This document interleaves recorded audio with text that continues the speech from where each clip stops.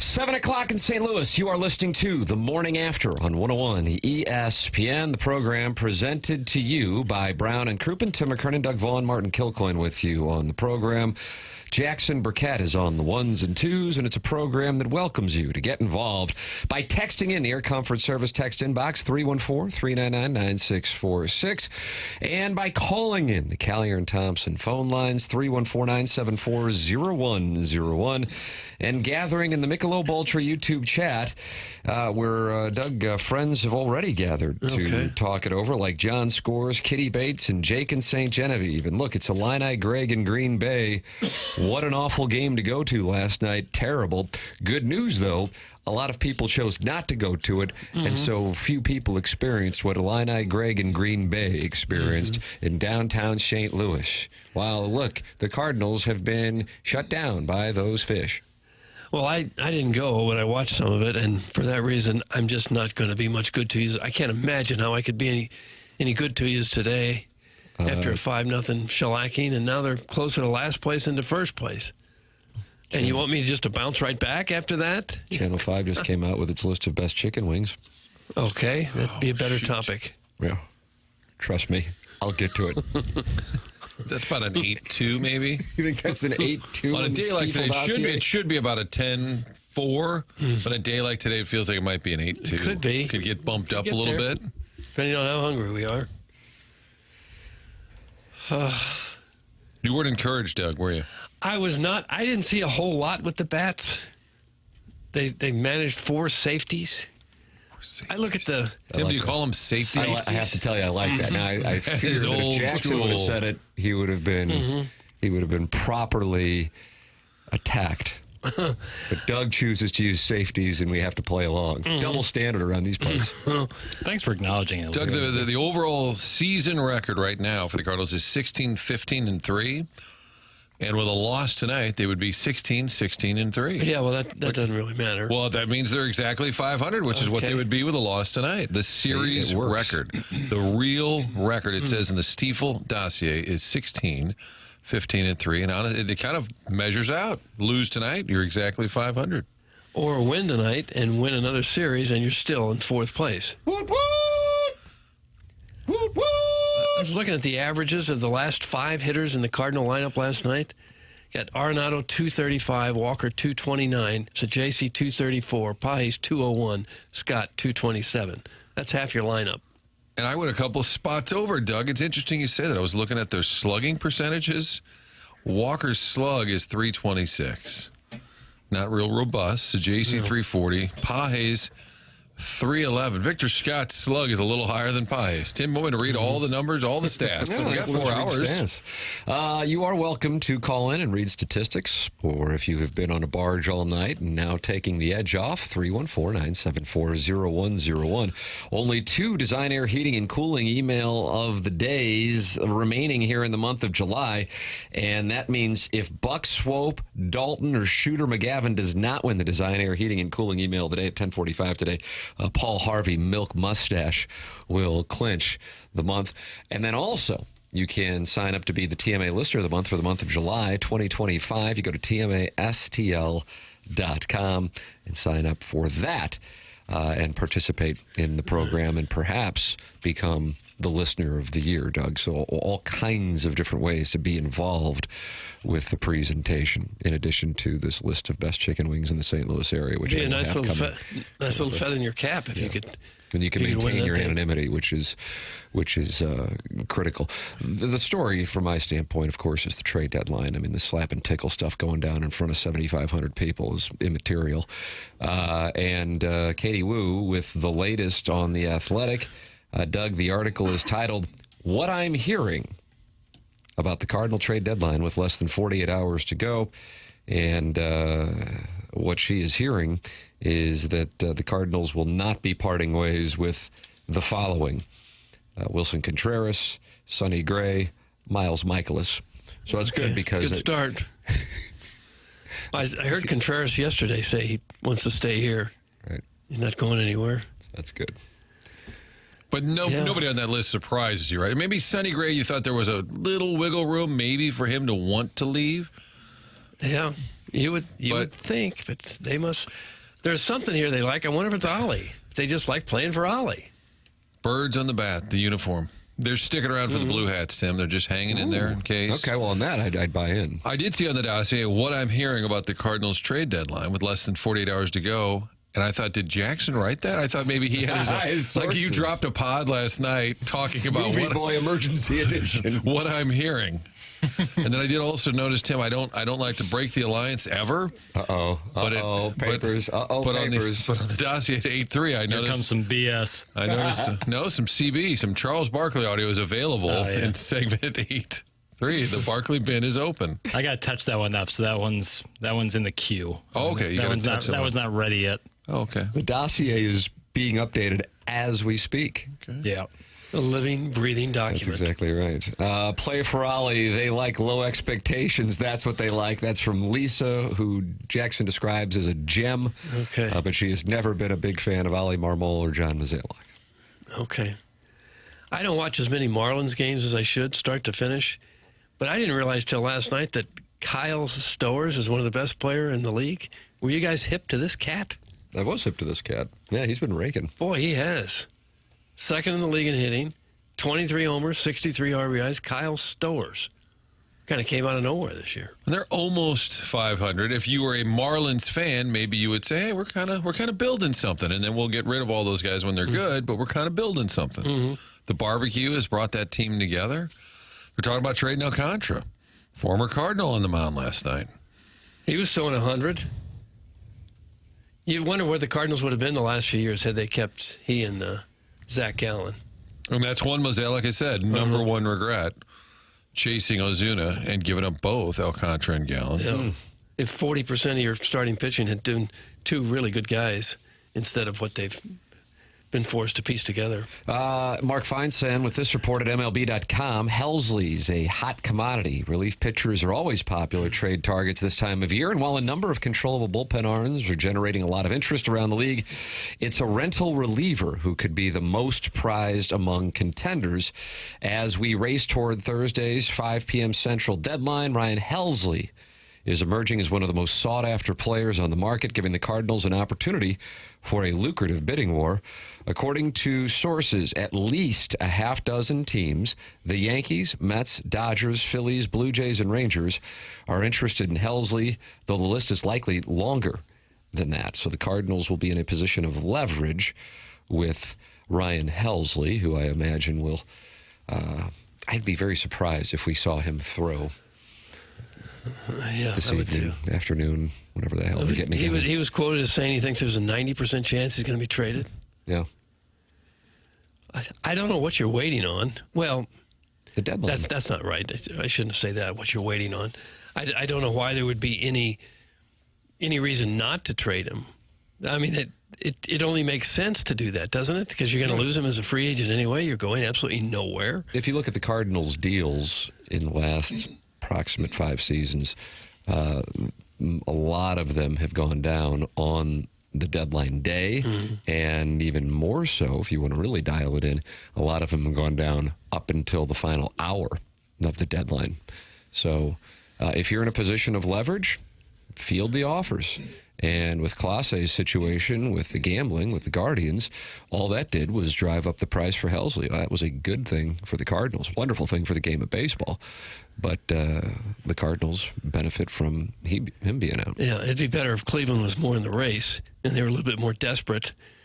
I don't think they're going to get in the playoff spot. No, but them not having a guy to sell off. Was a guy that was going to be sold, and so now there's one less guy, and that benefits the Cardinals and Helsley. That's what I was saying. If you're Ryan Helsley, wouldn't you want to get moved? Go to a team where you're a couple of months away from free agency, go somewhere, have a chance to win? Well, Derek Gould, looks like, had a one-on-one conversation with him in the Post-Dispatch, and Helsley said he would be interested in coming back to St. Louis after he gets traded. He said the guys understand that they're going to be traded. They're fine with it. You know, they get that. I think he flat out says in the column, we obviously need some starting pitching.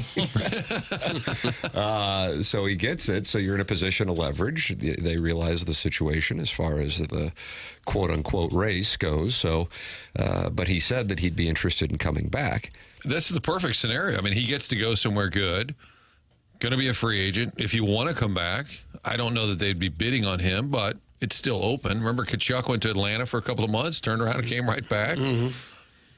I think that's the perfect scenario for Helsley. I don't know what you get. Is it going to be a baseball trade, Doug, where you get a baseball player in return? You would high level AAA guy. What do you want? Pitching? Pitching? Young pitchers with upside, or a power hitter with upside. What about a catcher that you can move? We've got plenty of catchers. Well, you can move them around. Well, they only moved Herrera for one night. I was kind of hoping he'd be out in left field again last night, but he wasn't. Yeah. They didn't like that one ball he caught? No. Proved he could do it, so all right, sit back down. That's it. He's good. Check. Philip Seymour Dorfman. I don't know if he's reporting this, but what he's hearing 48 hours out? That's correct. As far as why guys like Contreras and Sonny Gray will not waive their no-trade clauses. Sonny likes playing for Ollie because as soon as he gets a whittle tired and a whittle sweaty, he can say, "Owie, can I please come out of this game? I'm tired."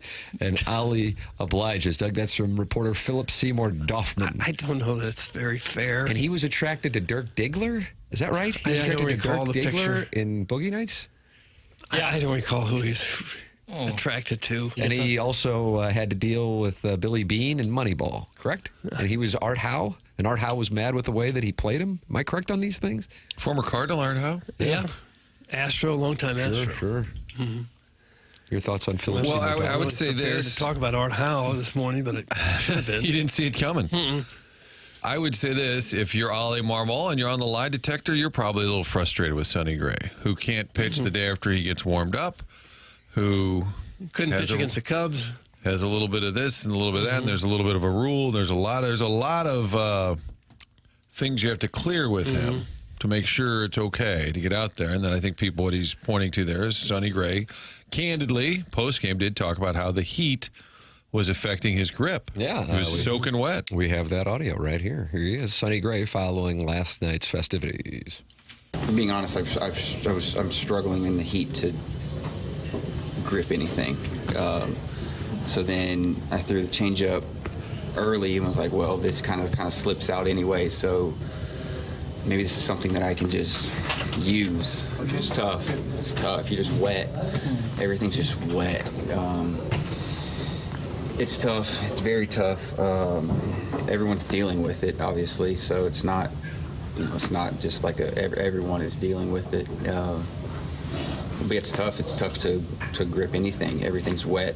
Everything's wet. It is a real challenge and something that I've tried to overcome in the past years prior, just throughout my career. It's tough.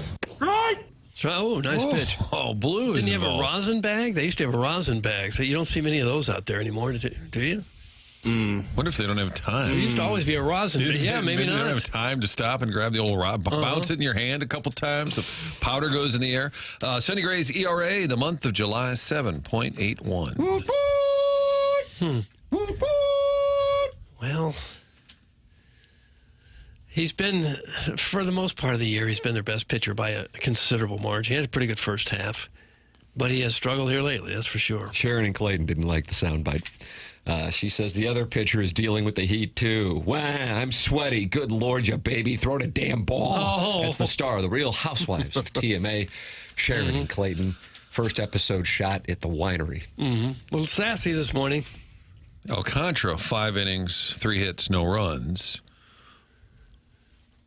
12 straight shutout innings for the former Cardinal. On a wet night. Yeah, he was really throwing the ball I would well. imagine he will be enjoying a new uniform the next time he That'd be a good pickup, man. goes and pitches. Doug, this Sonny Gray soundbite certainly leads to a lot of texts that I guess I have to address about being Timmy Two Gloves out on the golf course at this time of year. And yeah, I experience a lot of criticism with the two gloves. Tommy Gainey also wearing two gloves. But just like Sonny Gray, I'm a great athlete. And I find myself... Better than I him. don't want to say that, though, because that'd come off as arrogant. I, at this time of year, will be wearing two golf clubs. And candidly, I experience a lot of criticism, but it's wet. It's just wet. Everything's just wet. Well, I knew that was going to live on. You were hot, weren't you? Darn right I was. Oh, where was Uncle Rich last night to say it? Do they not have rosin bags anymore? That's a great question, Doug. I feel like we haven't seen those in a while. Do the kids know what we're talking about? They have rosin bags. I see them. Do you see them use Do it? they use them? They Well, don't- because of the sticky stuff ban, a lot of guys like talk about when you get sweaty and you mix, like when you put rosin on a sweaty hand, it kind of creates a more natural kind of grip. I've seen Trevor So Bauer it's talk still in about that. play, but I feel like we don't see it as often. It may be because of the because of the pacing. time, yeah. You can't just wander around the old mound. Who's got the anymore. time? Not me. Well, it wouldn't take but a couple seconds to bend down and pick it up and get it on your hand. Juice is squirting everywhere. Okay. Chuckles Marlowe, AI. Yeah, Chuck, you know what? You don't need to stop by. We got it. You're here every day. You're welcome to participate in the program. Call in 314-974-0101. Text in 314-399-9646 and email in for our Design Air Heating and Cooling email today, the morning after, at InsideSTL.com. Design Air sponsor of the email of the day. And Doug, great news. What? This cauldron in which we've existed for the last month, it shall release us from its grip. Yeah. 80 degrees for a high tomorrow, 80 for a high on Friday, 78 on Saturday. Even better. You horse plowing me out here? I'm not, no. 80 degrees on Sunday, 81 on Monday, 82 on Tuesday, 86 on Wednesday. Whoo, cats and dogs. Yeah, it'd be nice. Glorious temperatures. But we have to grind through one more today before this relief enters the St. Louis metropolitan area. If you are dealing with air conditioning issues, deal with the company that Martin, Doug, and I work with, and that is Design Air Heating and Cooling online at designairservice.com. And they have been the longest running sponsor on TMA, and Seth Goldcamp is fourth generation owner-operator of Design Air Heating and Cooling. No upselling. They just fix it. They take care of you. They move on so you can move on. It's Design Air Heating and Cooling online at designairservice.com. Martin, great news. Barge guy is on hold. He's got takes. He had a big good. day yesterday. He's looking to He had a follow that list up. yesterday. He did, so we'll see what he has to say coming up. You, too, can call in at 314-974-0101 and just watch the program and talk it over. And notice that Jackson and I are wearing matching quarter zips today because you got to dress in layers in the studio. And we wear quarter zips with the studio. Martin is not wearing blue. Doug, But it's Jackson, the and same I- top as you felt. Well, similar tops. You got Not the quite. hoodie, I got the quarter zip. Jackson's got the quarter zip. You guys have a lot of cute tops for summer? Clip that off. Flip that off. It's TMA 101 ESPN.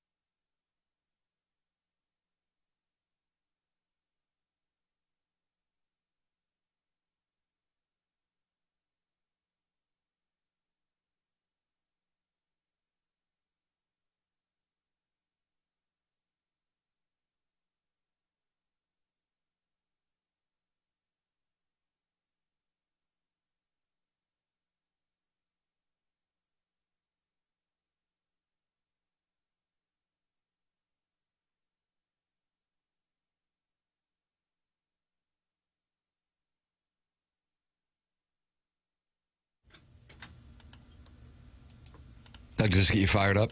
It really does. Oh, really? Mm-hmm. You ever seen Metallica in concert? I don't think I have, no. You like that whiskey in a jar? I don't mind it, I guess. I'm not a heavy metal guy, though. Do you like the hair bands?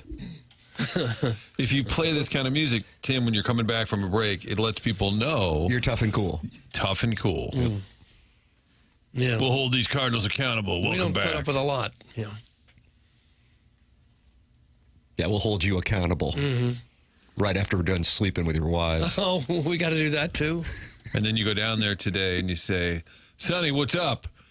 Yeah, I heard what you said last night, and man, you were right. It was awfully hot out there. Really hot out there. Hope you have a good next start. Love that you want to stay with the Cardinals. Doug said to give you this. I bought it at Dick's Sporting Goods. It's a rosin bag. It's all yours. Well, it would be kind of rude to go in there and disrespect them or, hassle them in some way. I didn't like the way you pitched. I'm a media guy, so I'm going to give you the business.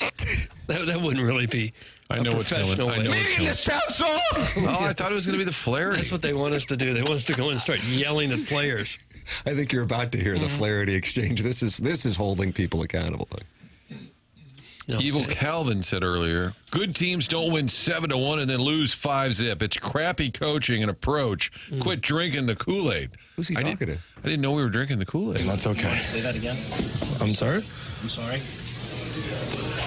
What you said, I don't understand the answer. That's the way that No, it's. we just don't feel like we should guess. We want your answer so we can quote you and give it to the fans. Okay, Derek. That's why we asked. Whatever you say. He'd had it with Derek. I enjoyed Derek's response when Jack said, I'm sorry. He said, I'm sorry.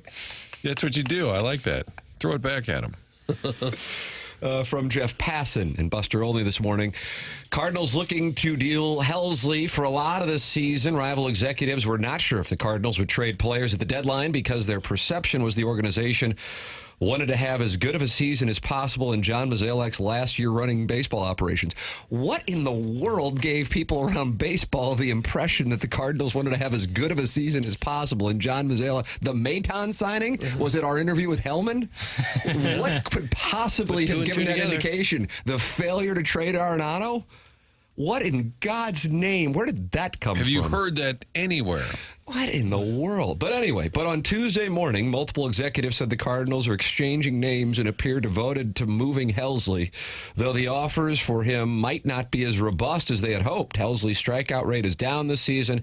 He has given up a higher percentage of home runs, and his ERA has climbed. Quote, he's not having the lights-out season we've seen from him before, one evaluator said.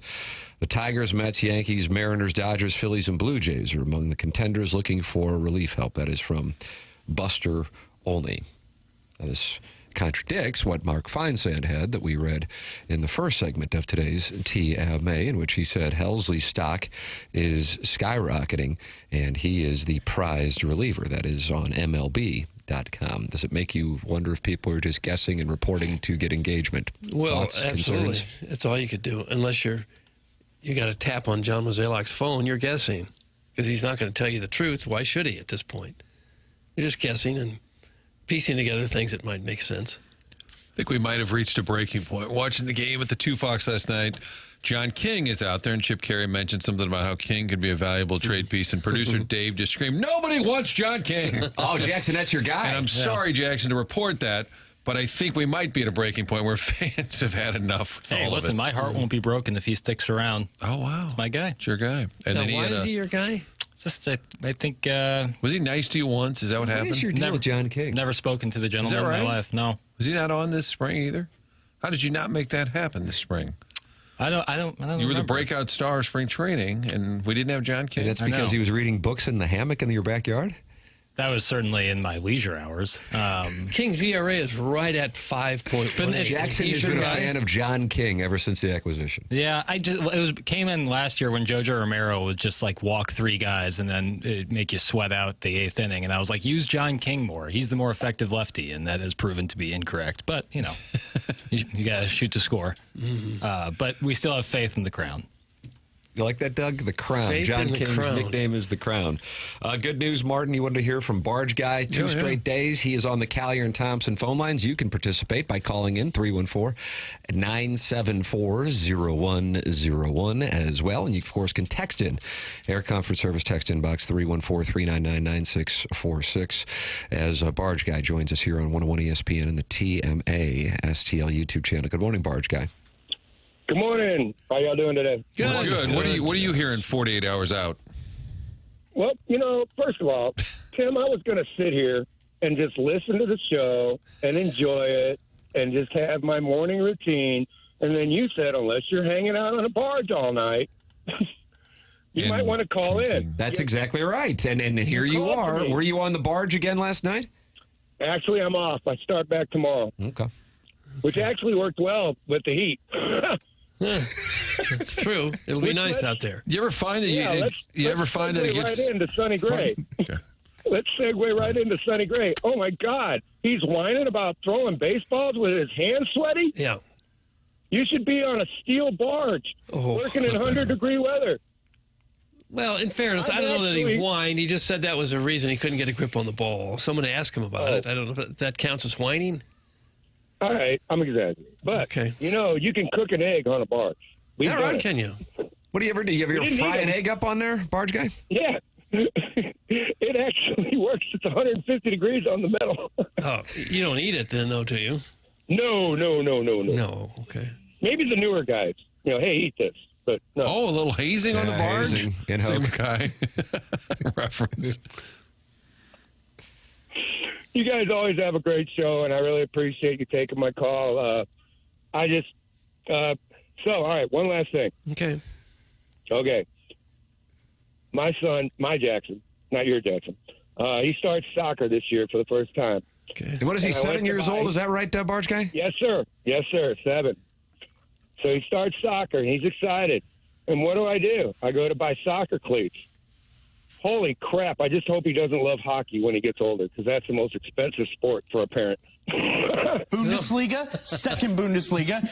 Well, you're right about that. Hockey is expensive. $70 for a pair of soccer cleats he's only going to wear 1 year. I about had a heart attack. You got to give it a try. My son Carson, at about age 12, he said, "Stop signing me up for soccer." And is that right? Every year I'd put him on the team, and he said, "Will you stop signing me up for soccer?" And I said, "It's just what we do, okay?" Are there guys who kick with both legs? I just want him to play baseball like I did. It's simple. Yeah. Well, can you find used cleats or something? Go to a secondhand store if you're only going to use them for one season. No, I mean, I'm a dad. I'm not going to do that. We got to go to the store and get him the shoe, the whole routine. He loves it. I mean, if Dad I wasn't thrilled with the girl that was helping us, but that's okay. Oh, wow. Somebody's taking heat at Foot Locker. Well, it's like she was annoyed to go get a smaller size every time. I'm going, these are too big. These are too big. Oh, I'm the only one in the store. What do you got to do? Get on your phone? Why are you yelling? I have to say, I kind of appreciate that take, because I've been to some of these places too, where the folks helping you, not so helpful. And yet it's the only job they have. That's all they're doing is helping people get the right size. Can we get Barge Guy a cough button at home? Still a great night. Mm-hmm. All right, well, I go back at it tomorrow. It'll be better weather. It won't be as bad. We got our haircuts, so we're good there, too. All right. You guys have a great day. Thank you, Barge Guy. Thank you, Bargy. Callier and Thompson. I know people want to shoot him straight to the sun, but I really enjoy the calls. I do. He's a sweet man. Yeah, and he's trying to be a great dad. He's sharing levity with us, and he's coughing a lot. He is, and certainly a gregarious laugh. Horny Banker sees a B2B opportunity here. Do you need financing for the cleats? That's the Horny Banker. Sounds like he's willing to present some financing options for the cleats. Yeah, shoes are expensive. Every dad or mom who's had a kid in sports has gone through it, where every year it seems like you got to buy new equipment. I just got COVID through my radio. That's from Steven time. This guy needs to see a pulmonologist pronto. That's from the Horse and Woods Wacko. Stop! Nobody cares. No, That's they from do the care. Looster, and he's frustrated. Oh, they do care. Oh, excuse me, I'm putting out a cigarette here. Now, who was that? Anyone? Any one of our Another listeners? caller. Yep. I don't think Nelly Corda's swing gets talked about enough on this show. That's from Mr. Licks. Doug, would you like to break it's down? a nice, smooth swing. It's led her to several wins, and as long as she can keep that hitch out and stop from slicing and duck hooking, she should be okay. That's how I see her swing. God, during the call, I had a bad idea. I was thinking the Two Fox could go out and do, they always do the story, hot jobs in this kind of weather. If they went out on the old barge with Barge Guy, I wouldn't mind seeing what that life is like. Day in the life. Doug, you're at Channel 5 now. Would you guys be interested in this story? I'm not at Channel 5. Every time I look up, Nor Frank's Channel 4 talking to you. or 2. Sounds like 11's live. No. You and Mark Faree can knock out a little weather sports segment. That'll do it. Back to you, I'm Steve. not interested in riding a barge. Viva La Barge Guy. That's from Rusty Pecker. He has his fans, Doug. Well, sure he does. He's a Air wonderful Company gentleman. Service text inbox. You are welcome to express your thoughts by texting in as well. 314-399-9646. Starting on Friday, Jackson will be updating text inbox names for the week all the way until August 8th. So if you do not have a text name saved, go ahead and say, hey, Jackson, could you please update my name to fill in blank here? The next Barge thing Guy's you know, Cough. Barge Guy's Cough. That's how you can. I can do that. Here's the proper take. Barge Guy sounds like Marge Shot reincarnated. She was a peach. Would she be smoking darts, sitting over in her green seats? Oh, yeah, with Shotzi, her dog. The players thought that. Oh, I'm sure they were delighted. Let's get Eric Davis on the line. Talk about it. No, Eric Davis might be joining us on the program. Jackson's got a Stiefel dossier for the ages, which you can partake in a wide variety of ways. And, Doug, you got support from someone on the national sports media scene with your Bryce Harper, Rob Manfred opinion. We'll have that for you coming up. The program is called TMA, and it's presented to you by Brown & Crouppen on 101 ESPN and the TMA STL YouTube channel.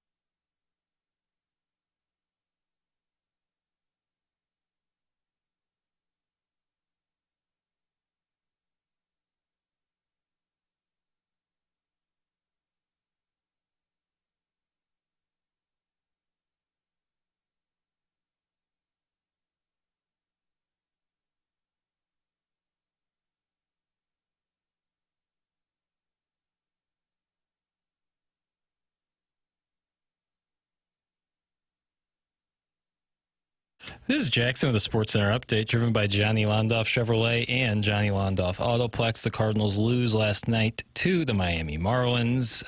Trying to rubber match tonight. Yeah, 6:45 p.m. first pitch. Miles Michaelis on the mound for the Redbirds. That's the Cardinal game. Marlins tonight, 6:45 p.m. Come on down. It's the Cardinal game. That was another Sports Center update. Driven by Johnny Londoff Chevrolet and Johnny Londoff Autoplex. See them at Londoff.com. Chevy, together we drive. Are you kidding me?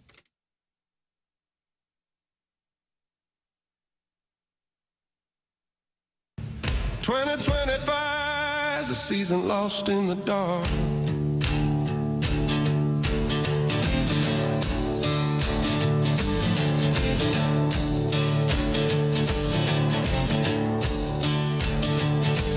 Popcorn stale and the nacho cheese leaves. Mascots pacing while the scoreboard sleeps. The bullpen's a ghost town, arms gone cold. They're calling for a change, but the plan feels old. Rumors swirling like a tornado spin. Who's out, who's in, can we start again? Sell, sell, sell, it's time to let it go. More work, your magic, we're sinking low. No fans, no faith, no seventh inning spark. 2025 is a season lost in the dark. What a beautiful. Wow. This is a trade deadline song. I can imagine Johnny Cash making this famous. There's a Man in Black. Jackson walked the line, good or bad? Good. And that was Joaquin Phoenix and Reese Witherspoon actually singing as Johnny Cash and June Carter Cash? Yeah. Made by or directed by James Mangold, who also did Complete Unknown, the Bob Dylan movie with the great Timothy Chalamet, where they also sang for real. So, you know, that's his thing. Clearly has a style or something that he prefers. Is that song you just played fresh off the hopper there? Yeah, I had a listener send me a couple tracks Is that, yesterday. Rogers and Hammertoe? No, different guy. New artist, Martin. Yeah. I don't know if he wants his name out there, so I'll just say Mike. Okay. But is his name Mike, or did you add that? I don't know. Well, I mean, is his name really Mike? Well, if I'm trying to protect his identity, why would I what say if it what was his real Bill name and was? you just said it's Mike? So you're throwing us off. Precisely. What's the difference? But you think the first name would give it away, Tim? There's only 3 was million Mike. people who live around here. It was Mike. That was really Shout good. out to Mike. Does Mike, if that's his name, Sure. does it have a title? Is that like the Motown Blues or anything? What do you call it? He just sent it in like a wave form, essentially, just like a empty dugouts, heavy hearts. Wow. Empty dugouts, heavy hearts. So thank you to Mike. It was good. Now, the There's listener more, has too, to so. write the song. But Yeah. AI puts a. I believe music the to it? process goes, you write the lyrics and then kind of tinker with it from there. And then you type in, give me a, oh, where art thou vibe, or like you put a little. Yeah, I'm sure it's Instruction. probably more sophisticated than, you know, I'd give the listeners more credit. Good job, Mike. Yeah. I would think AI would struggle with sarcasm or nuance or something if you asked him to do all the lyrics. I think the person who sent it in is an actual musician, so maybe they just made that song. I don't know. Wow. If that's the case, Mike, and you're listening, shoot me an email or send a text and Call in. We'll Tell call me you about the Bill process. or Bob. Don't worry. 314-974-0101. That is how you can call into the program. We heard from Barge Guy in our second segment today, Strong to Quite Strong. Callier and Thompson sponsor the phone lines. Air Comfort Service sponsor of our text inbox, 314-399-9646. And Michelob Ultra, sponsor of our YouTube chat. We're already 175 friends have gathered at youtube.com/TMASTL, including Doug's Fixed Gong, Kitty Bates, John Scores, Too Fat to Kayak, Jake and St. Jen. And Doug, do you pronounce it Bob Lucier or Bob Always have. Lucier? Lucier, Frenchman. And he's got a good conversation going with old Percy Blumpkin. Okay. That's youtube.com/TMASTL. That's presented to you by Michelob Ultra. 95 calories, 2.6 grams of carbohydrates. It's only worth it if you enjoy it. And with this weather in the forecast starting tomorrow, get outside and enjoy it. Compress the ball. A little bit of shaft lean, Doug. I don't want to see you casting. I want to see that first move. Let's drop down and let's hit that ball first, then the turf, and then it's going to be a little piss rocket. Watch this. Okay, but when I try to do that, I hit 6 inches behind the ball. Get your weight forward, bro. Don't tell me what to do ever. It's very fair. Ever. I should be the last. I should be the You've last been person told. telling you. Yeah. Michelob Ultra. It's only worth it if you enjoy it. It's TMA 101 ESPN. Doug, you were not happy with Bryce Harper going after Rob Manfred yesterday. Well, I thought it was unprofessional. Well, guess what? What? Dan Patrick agrees with you. Take a does listen. it? Okay. All right, go ahead and hit the lever. I give the commissioner credit. He's at least trying to talk to the players. And is there going to be a work stoppage? Can you get a salary cap? How many owners would be in favor of that? The players aren't in favor of that. I certainly understand that. But for Bryce Harper to act that way, like, who are you? I mean, you got your money. You're good. Maybe you're fighting for everybody else. I understand that. But this is the commissioner of the game. He's at least talking to you. Would you have more respect if he didn't say something to you? If he hid? I was disappointed in Bryce Harper. I was embarrassed for him. But maybe more details will happen. We reached out to the commissioner. I'm just curious, how many of these teams is he going to go and talk to? And what exactly is the message that he has when he goes and talks to these teams? Like, where are we going? Because the threat of a work stoppage, I think, is real. I agree that I know whatever. Well, sounded there at the end. Groan and moan. I was groan and moan in 8-3. I was waiting to find out, would you end it with a baseball swing? I was trying to decide what the ending would be, and lo and behold, it was. I cut that audio during 7-1. Or not even cut it. I just played it. So Yeah, that was my position, too. Is that even if you don't like what you're hearing from your ultimate boss, you still have to respect it in some way. And for the people who say, well, the clubhouse, that's the players. No, the clubhouse is the owners. The owners own, most of them, the stadium, the team, the clubhouse, and all the contracts that play in there. And if the owner wants to cut you all right now, he can. He could DFA the entire team if he wanted to. Still have to pay him, but he could cut everybody there, and there wouldn't be any clubhouse at all for them to go to. So it is not the players' clubhouse. It is the owner's clubhouse. And if you work in any kind of job and the owner or the CEO walks in and says, we need to talk about your next contract, and you tell him to get the F out of the office, you're out of there. That's it. What if Nexstar had a big meeting at Fox 2 today? Corporate comes down, and I said, hey, you, get the F out of our newsroom. It's just what it would be like if they walked in this studio and you said, get the F out of our studio. Who gives a rat's ass about Dan Patrick anymore? This ain't the 90s. That's from the 314. That's what you took from that clip? Yeah. I love Dan Patrick. Strong take. My Lord. It's a great show. Yeah. Manfred's not his boss. That's from Starvin' Marvin. Manfred is the boss of the whole league. He represents the owners, and the owners are the boss. You don't have to like that, but that's the way it is. The owners are the bosses, and he represents the owners. They're not happy with you again, Doug. Why is the media all of a sudden speaking of Rob Manfred like he's some stand-up human being who's tried his hardest to the greatest for the game and its players? He's been the absolute opposite of that his entire tenure. That's why people are siding with Bryce Harper. No one has any respect for Rob Manfred, and they never have. He's the hunk of metal guy, remember. I think hard-bodied. I think Doug's position, and I'm not saying I agree or disagree, but I think Doug's position is less so about Manfred the person and more the position, if I'm not mistaken. Respect the job that's exactly he's in. it. Yeah. So you can you can dislike Manfred, you can not like anything he said or anything he's done, but if he holds the position of commissioner, he then deserves at least a little respect. That's, I believe, what you're trying to say. Yes. In any business, you don't have to like your boss, the CEO, or the owner of the company, but you don't have a right to talk to him that way and expect to keep your job. And the only thing I asked yesterday, not knowing the full circumstance, and maybe there's no excuse for it at all, but what if Manfred said, well, you guys may not like it, and I doubt that it went down this way, but did he say something like, hey, this salary cap thing, you guys are going to have to deal with it? I mean, was there any kind of tone that set off Harper, which we know it doesn't take much to set him off? No. I would love to hear the full conversation. Yeah.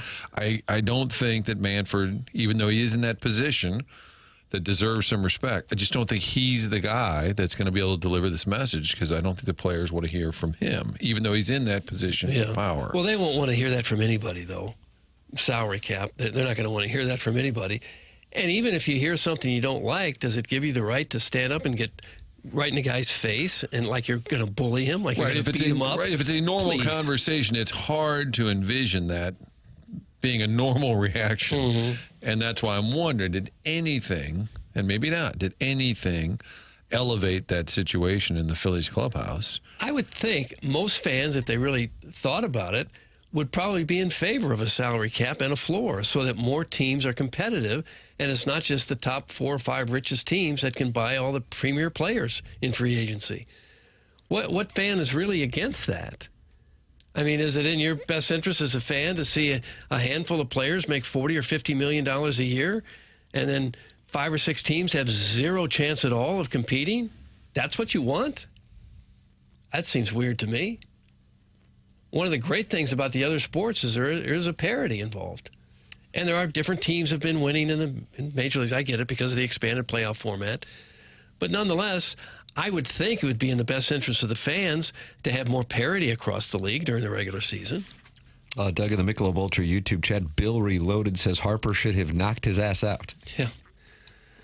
That's kind of where we are today. That's kind of the way people behave a lot. You don't like something, you bully the guy, or you beat him up, or you walk in and you shoot him or something. That's where a lot of people's head's at right now. Most likely to tell the commissioner to F off in each team. Let's go through each squad, each roster. I like this game. You have to be emotional. I'd say Contreras. Contreras is my play. Yeah, because he's the most. I feel like Michaelis is live, too, kind of as a sneaker play. Yeah, and Sonny Gray might say just about anything to anybody. I think Michaelis might sarcastically say, bro, get out. We're good. We're living our lives, cashing big checks. Get out. Manfred is the reason the cuck chair exists in hotel rooms? That's in the 757. Has anybody reported that before? Or is this... is that a new report? It is a new report, yeah, because there does seem to be a cuck chair in darn near every hotel room you're in. And if not Manfred, who? Who else would have been responsible for it? Right, give us somebody, right? Because otherwise, you boneheads have affected like the way I think now, because I'm still new here. But I was in Milwaukee at this hotel, friend's wedding. And you noticed the chair? No, I went down to the fitness center. Get a little workout. Did they have a chair there? That's kinky, there was a chair off in the corner of the fitness center, and nothing else was around it. Was there a dunce hat nearby? There was no water bottles or towels. It was just this chair, and I thought, is it just to stare at people who are working out? If you're that exhausted, you got to go sit down. Maybe you shouldn't be in the fitness center. And I almost took a picture to show you guys, but other people were in there, and I thought, this is a little weird if I'm over there. He's taking a picture of the fitness cuck chair. And I thought, why am I even thinking this way? Yeah, this show will destroy you. It really, really will. Plenty have been destroyed because they're texting in right now, 314-399-9646. Harper should have walked up to him and slapped Manfred's big butt cheeks. Doug, that's from Steven Time, which is in reference to caller calling into Mike Francesa's program. When they thought he was retiring. Doug, take a listen if you would. Okay. All right, I'm ready now. Hey, Mike, I want to slap your big butt cheek. How would that have been reported if that's what Bryce Harper had said to the commissioner? Well, how would you react? How would you have been more in favor of that or the way he handled it? And you have to be honest. More in favor of that. Yeah, the way he handled it was way wrong, way off base, out of line. The owners don't want a floor, and they don't want to open up their books. They want more money. That's from the 618. So do the players.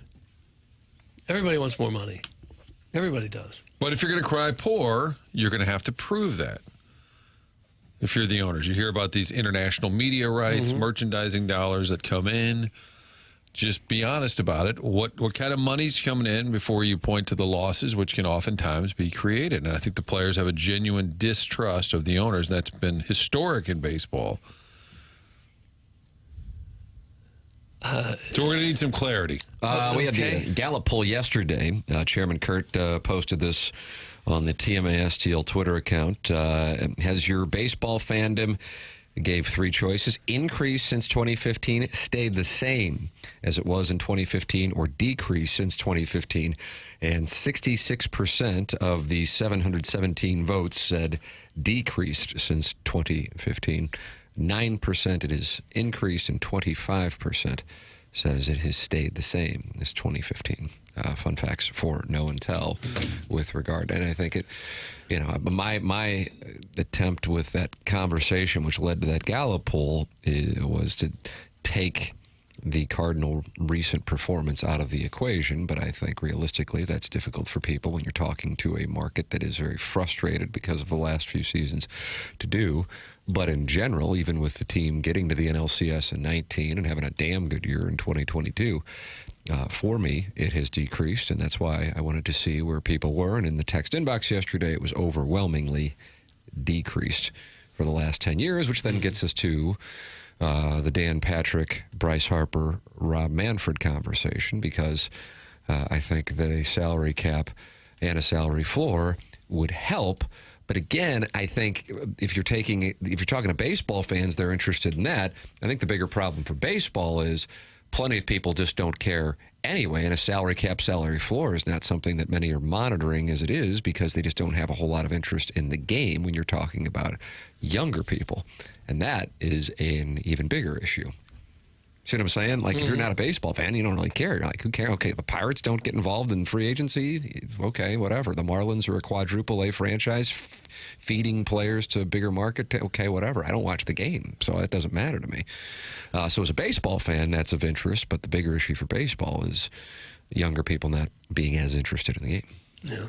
It's a factor, but I suppose you could say that about any sport. Do you care about whether there's a salary cap in hockey if you don't like hockey? Probably not. Won't matter to you. But if you are a baseball fan, I think that you would want to see more parity. I think you would want your team to feel like you have a fighting chance every season, and not just, not just be outbid by the better teams in bigger markets. And shout out to all the texters who pointed out that the number one candidate to, in fact, tell the commissioner to take a hike would be Tommy Pham. And I apologize for not recognizing that earlier. That's probably a great call. Well, it's a fine observation on the part of our audience. Serious question. How do they make teams get under the cap if it is approved? That is from the 314. You may have to grandfather the guys in. That's correct. That was my exact response. So you wouldn't have a true cap maybe for another few years. Look at how boring hockey would be. Without a salary cap, it would be the entire league versus Toronto, basically. That's from Tim's Toothless Bottom Boy. You have a toothless bottom boy? You would have to get real... That wasn't a no. You would also have to get a lot of clarity on how the cap is defined. For example, the Ohtani contract, where you pay him $2 million, but hey, we'll give you that $68 million a year later, okay? Wink, wink. There would be... things like that also. Money, that would have to be right now, right, with the luxury tax, they like split the difference between the 2 and the 70 for his cap hit. Only hit Spotrac. I'm crowdsourcing. I don't need to. I think you're right that there was, but I think the Dodgers were ahead of the curve, right? Certainly in how they did. And he's not the only one that they defer money with. The NFL seems to have it figured out. They've got guys with deferred money, right? But I'm saying, in terms of the cap, how does that number get applied? Because the Dodgers, and I think they changed the rule in MLB too about that because of the Dodgers. His hit on the luxury tax is $46 million. But his deal was what, 10 for 700 10 for million? 700, so and they're only paying him 28, but his luxury tax hit. Yeah, so in between the two numbers there. You're welcome to give your thoughts. Participate by texting in, calling in, emailing in, or the Michelob Ultra YouTube chat, youtube.com/TMA. STL. Tim McKernan, Doug Vaughn, Martin Kilcoyne with you on the program. Little Jackie Papers is on the ones and twos. This is TMA, presented by Brown & Crouppen on 101 ESPN.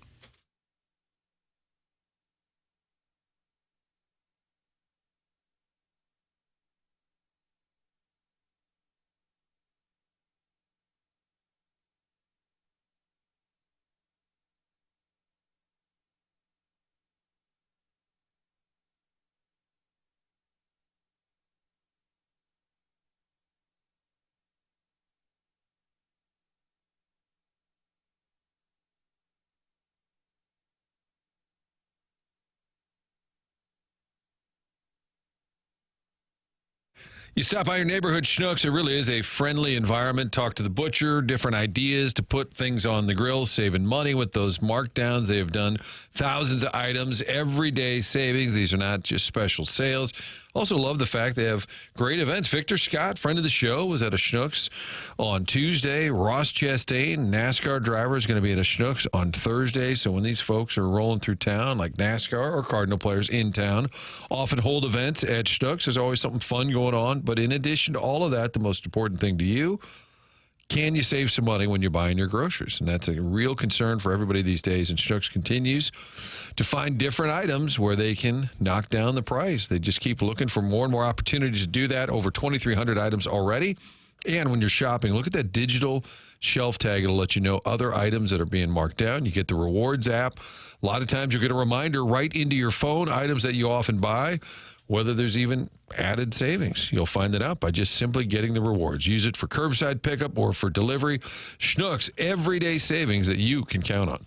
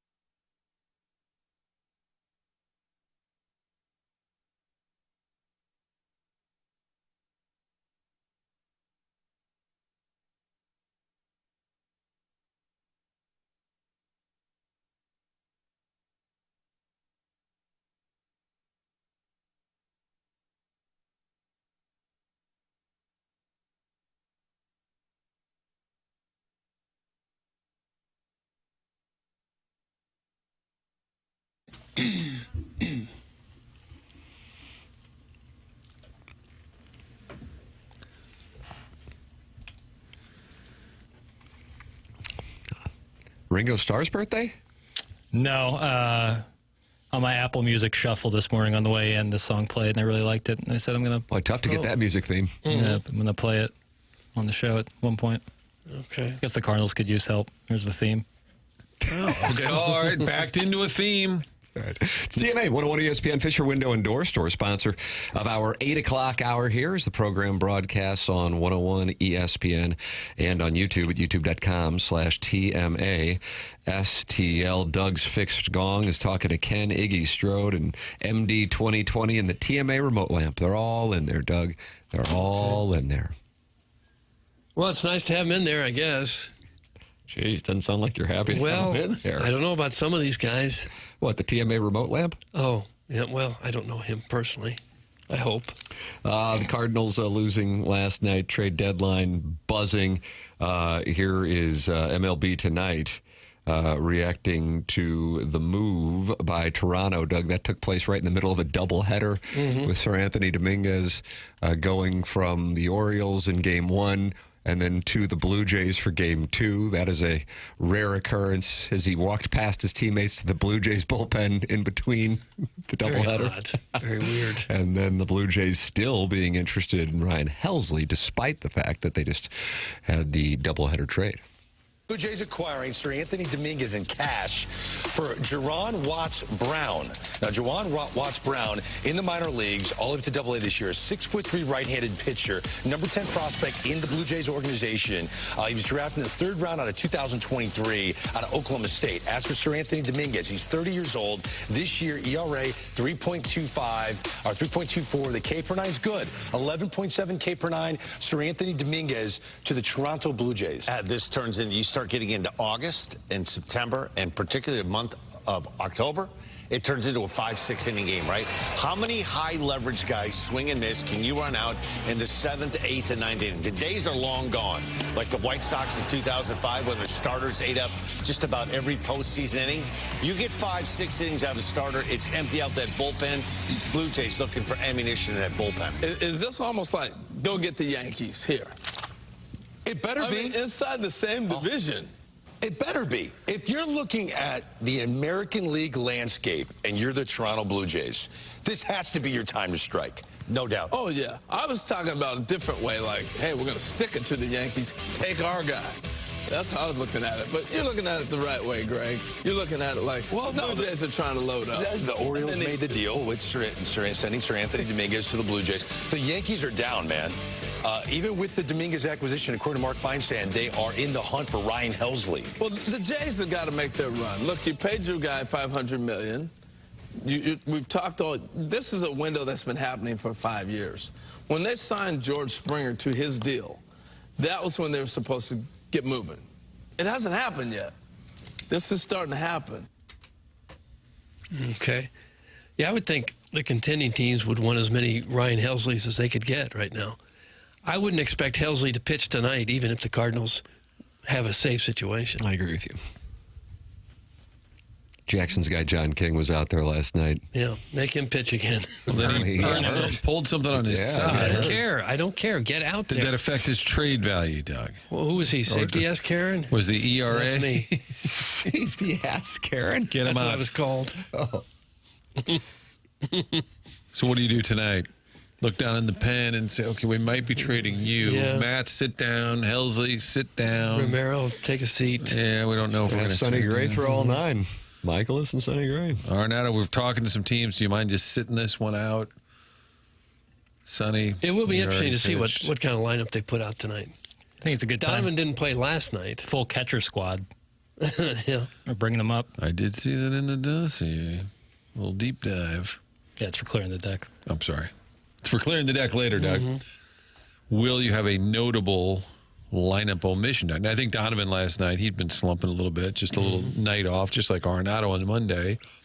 I would suspect you have largely a normal-ish lineup tonight. Jackson, do you feel good about the wager we made yesterday? You took the under on 3.5 players traded. I've got the over. And with your guy, John King, straining a muscle, could that keep him in St. Louis and get the trade total under 3.5? That's a good point. You have to consider that.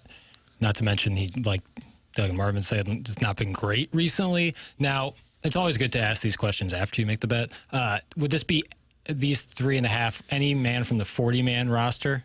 If they're on the 40-man, are we count that Current counts? Major League roster. Current Major League roster. Okay, then I feel Even though it would benefit me, Doug, to say 40. Well, you're a man of integrity, and I appreciate that. That's the thing. P. Reed, Doug, is a guy that we hold in high esteem around here. Then I feel more confident. And you're at 3 total. You think Three it's 3 total. I think it's 3. I agree with you that it's not going any higher. Maton, and Mats. That's where you are. Yep. I think that's a very solid play. I think beyond that would be a surprise. Yep. The old, more popular HMM. HMM. Helsley, Maton, Mats. Okay. MMH. But if they could make all the deals they wanted to, regardless of who's got a no trade or not, they might deal 10. Probably 5 or 6 at least. And then next year you have open tryouts because you're going to need some players. I played softball the other day. I'm ready. Well, Kind of like American Legion ball. Tower Grove? Bridgeton. Pretty nice fields. Rich Gould's place? No, it's in the shadows of Rams Park, Smell the garbage. That Bridgeton Athletic Complex. That garbage They got coming nice from Rams fields Park. there. Really nice. Really, but yeah. short grass in the outfield, which is cool. Rarely get to play on something like that, but the ball skips on you real hard. Oh, does it? Yeah, and I, as manager Lou Brown would say, I did some Olay BS, and I let the ball go past You me. didn't get in front of it in the outfield? I had to go chase an after. I was playing with my brother, and he waved me off. Really embarrassing. He was like, I'll get it, even though he was further back than me. I'm no good. Even a ground ball in the outfield. Did you tell It me? was it was a hot shot. I A let line it fall in drive front of me. right in front of you. Yeah. Okay. Did you tell me you were a converted catcher? Give you some time. I'm not an outfielder, I'll tell you that much. What's your position, guy? Middle infielder, but I understand I was filling in for softball, and I'm just going to give you that's an important position in softball, second and short. And left field. Left field. That's where I was playing. Yeah. Yeah. So they expected a little more from you than what they got. I would think, yes. But I wouldn't think I'd be ready for open tryouts. Okay. I'm just saying if they trade 10 guys, they might have to have open tryouts. Yeah. Memphis roster not robust at the moment. Wilson Contreras and saying that he will not waive his no trade clause. John Denton yesterday had this, which was a little surprising. Wilson Contreras said he met recently with John Mozeliak and reiterated his desire to stay in St. Louis. Contreras said on top of being happy with the Cardinals, he has already won a World Series ring and doesn't want to join a contender just to chase another one. I'm good, thanks. Not sure that's the attitude you're looking for. I don't really care if we win. I've already done that. Let's just have a picnic over here. Now, maybe the question was, are you trying to get another ring? He's like, well, I got one. I mean, I did win one. But usually players are looking for more. And he plays hard. There's no doubt about that. So there's that. So that contract isn't going anywhere. Sonny Gray has told them that he's not interested in going anywhere. Doug, going to put the man to the test. is what Same it's gonna club do. next year. What if they make no trades at all? Nothing. Now that I would wager you about $1,000 that Ooh, nice. That's not going. Yeah, we got some money moving around in here. Yeah. Okay. I'm not giving you any odds straight up, but that would be a shocker. Even though this is the season, how did they pen it earlier, Tim? That they wanted to give Mo a great send-off. That's the theory around the league. That's what Buster Olney reported on ESPN.com this morning, that the theory around the league was that the Cardinals may not make moves because they wanted to make a mark in John Mozeliak's final year. And I just but he's also the one in charge of that, right. so it's not being orchestrated separate from him. That let's make sure Mo has a great send off. He's the one deciding who stays and goes. Good morning. Hello. It's always great when the guy who was supposed to be your starting catcher, but because he wasn't great at it a month in and your entire farm system as catchers is not concerned with winning a championship again. That's from Carlos Spicy Wiener, Doug, and someday he's going into the TMA Hall of Fame. How are the sports? Are they great? Helsley will be traded today. That's from the 407. So if that happens, we can say we had it first. Why would you trade him today and not tomorrow before the deadline? We played the audio from Jim Bowden, Bobby Bowden? Jim Bowden yesterday saying that likely all the relievers will get moved Thursday, and once one of the kind of shutdown arms and closer position goes, they'll all go. I think the question is, how long do you wait to see if there's a better offer if you're the Cardinals? Like, if you really like the offer today, pull the trigger. But if you think you can keep pushing it, playing hardball, but then teams start getting guys, all right, fine, we're moving on from you. That's sort of the dance that's going on. That audio from Bowden yesterday seemed made it seem like it was like going to be like musical chairs. It was like as soon as one guy goes, all the calls are going to go to the next team. So I'm sure you're going to be fielding a lot of calls quickly. During onboarding, they had you guys playing over the speakers. Oh, yeah? So I did hear some of that conversation. And, Doug, you were talking about how the GMs are all calling each other. How do you even get through or make contact? And this is a good point for Michael Gersh, who is often a punchline. But Mo, in 2022, I asked him about the Montgomery. Like, how did they see him on the radar? Quintana leaving the Pirates, not a surprise. But the Yankees willing to deal a left-hander that had been in their rotation. He said that was Gersh's idea and knew some folks at the Yankees and called and said, what would it take? So I do think front offices have a lot of people just working different parts of a deal. And that's one where he said it was a Gersh doing from start to finish. So put that into your special projects. Nice, special projects. Yeah, you'd probably have to have that with 30 teams. Yeah, you need more people on your staff saying, hey, call your buddies with the Astros, see what's cooking over there. Hey, you call the Jackson, you call the Rangers. Tim, if you would call the Orioles. Okay, no and Doug, you call the Blue Jays. Cleveland's calling us because they always like to make a deal at the deadline, but right now we're not interested. What's Canada's country code? Is it 4? Doug? Canada's country code? Like if you were to call a Canadian number, you'd have to put a country code. I think you can just, like Toronto's 904. I think you can just How could it be 1? Isn't America's 1? What is? America's number 1, I know that. Because Larry Nickel. That's for sure. Adam Welly is blaming the media for Wilson Contreras wanting to stay here. He says the media here allows players to be so comfortable that they like staying here and losing. It's your fault. We're going to have to wear this one. These people want us to scream at players? Is that what it is? Bart, you want to do that today? Do you think they would do it if they were in the locker room? Of course. Start screaming at players? There's nothing worse than a comfortable media person. I'll start screaming at Lance Lynn because he doesn't quite measure up to our exacting expectations. It's the media's fault, though. Yeah. You can hold us accountable if you would like by calling in 314-974-0101. What do we have? We have Sergeant Major Rose and we have Chairman Steve on these Collier and Thompson phone lines. Is that correct? Chairman Steve, he got suspended. Is the suspension over or what? Where's he been?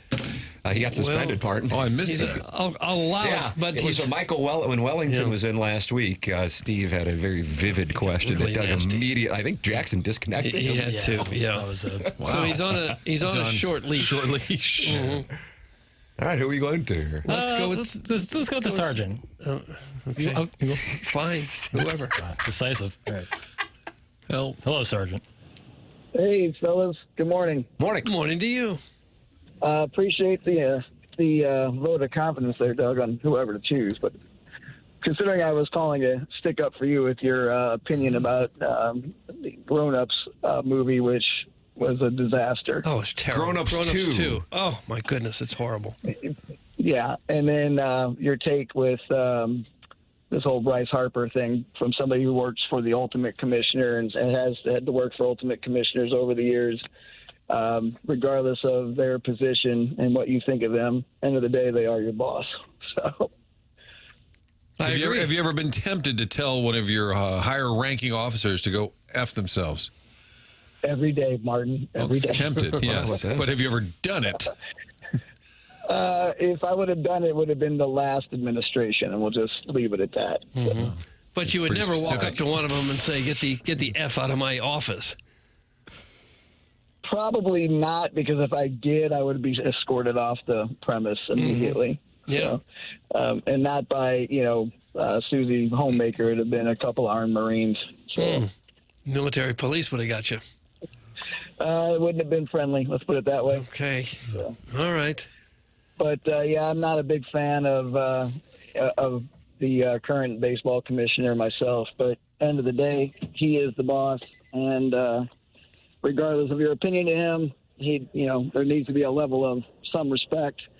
However, I don't see how baseball survives if there's not some type of a salary cap, and I get why they don't want that, but less than 10% of the players in MLB make all the money, the big dollars. What about the guys that are, that've been 5-6 years in and can't get the contract or can't play for a team, or for example, the cities that the teams don't, I'm like you, Doug. I'm tired of seeing the same teams every year. Tired of seeing the Dodgers. I'm tired of seeing the Yankees, and I'd like to see a Pittsburgh and Chicago White Sox World Series or something down the road. So. Or at least have those teams have a chance. Right.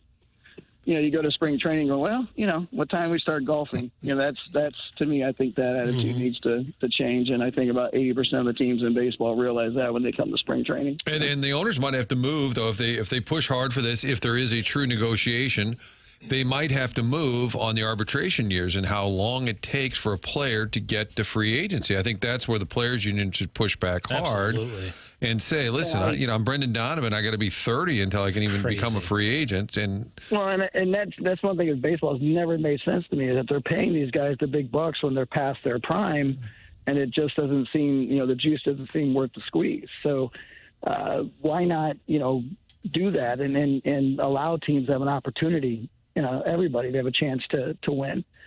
As opposed to the same olds. And I'm even with the Cardinals, I know they're not crazy with the way they spend money. But end of the day, they've been very successful, minus the last few years. And yes, I'm in camp of it's time for Mo to go. So if anybody wants to question that. Okay. So. And when you're in luck, because he is. That's correct. You've got 2 more months. Thank you, Sergeant Major Rose. Doug, that's Sergeant Major Rose. Thank you, Sarge. Thompson phone lines.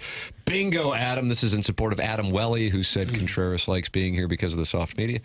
It's the land of mediocrity with a soft media while making millions. Why in the world would he want to go anywhere else? That's Sharon in Clayton, Doug.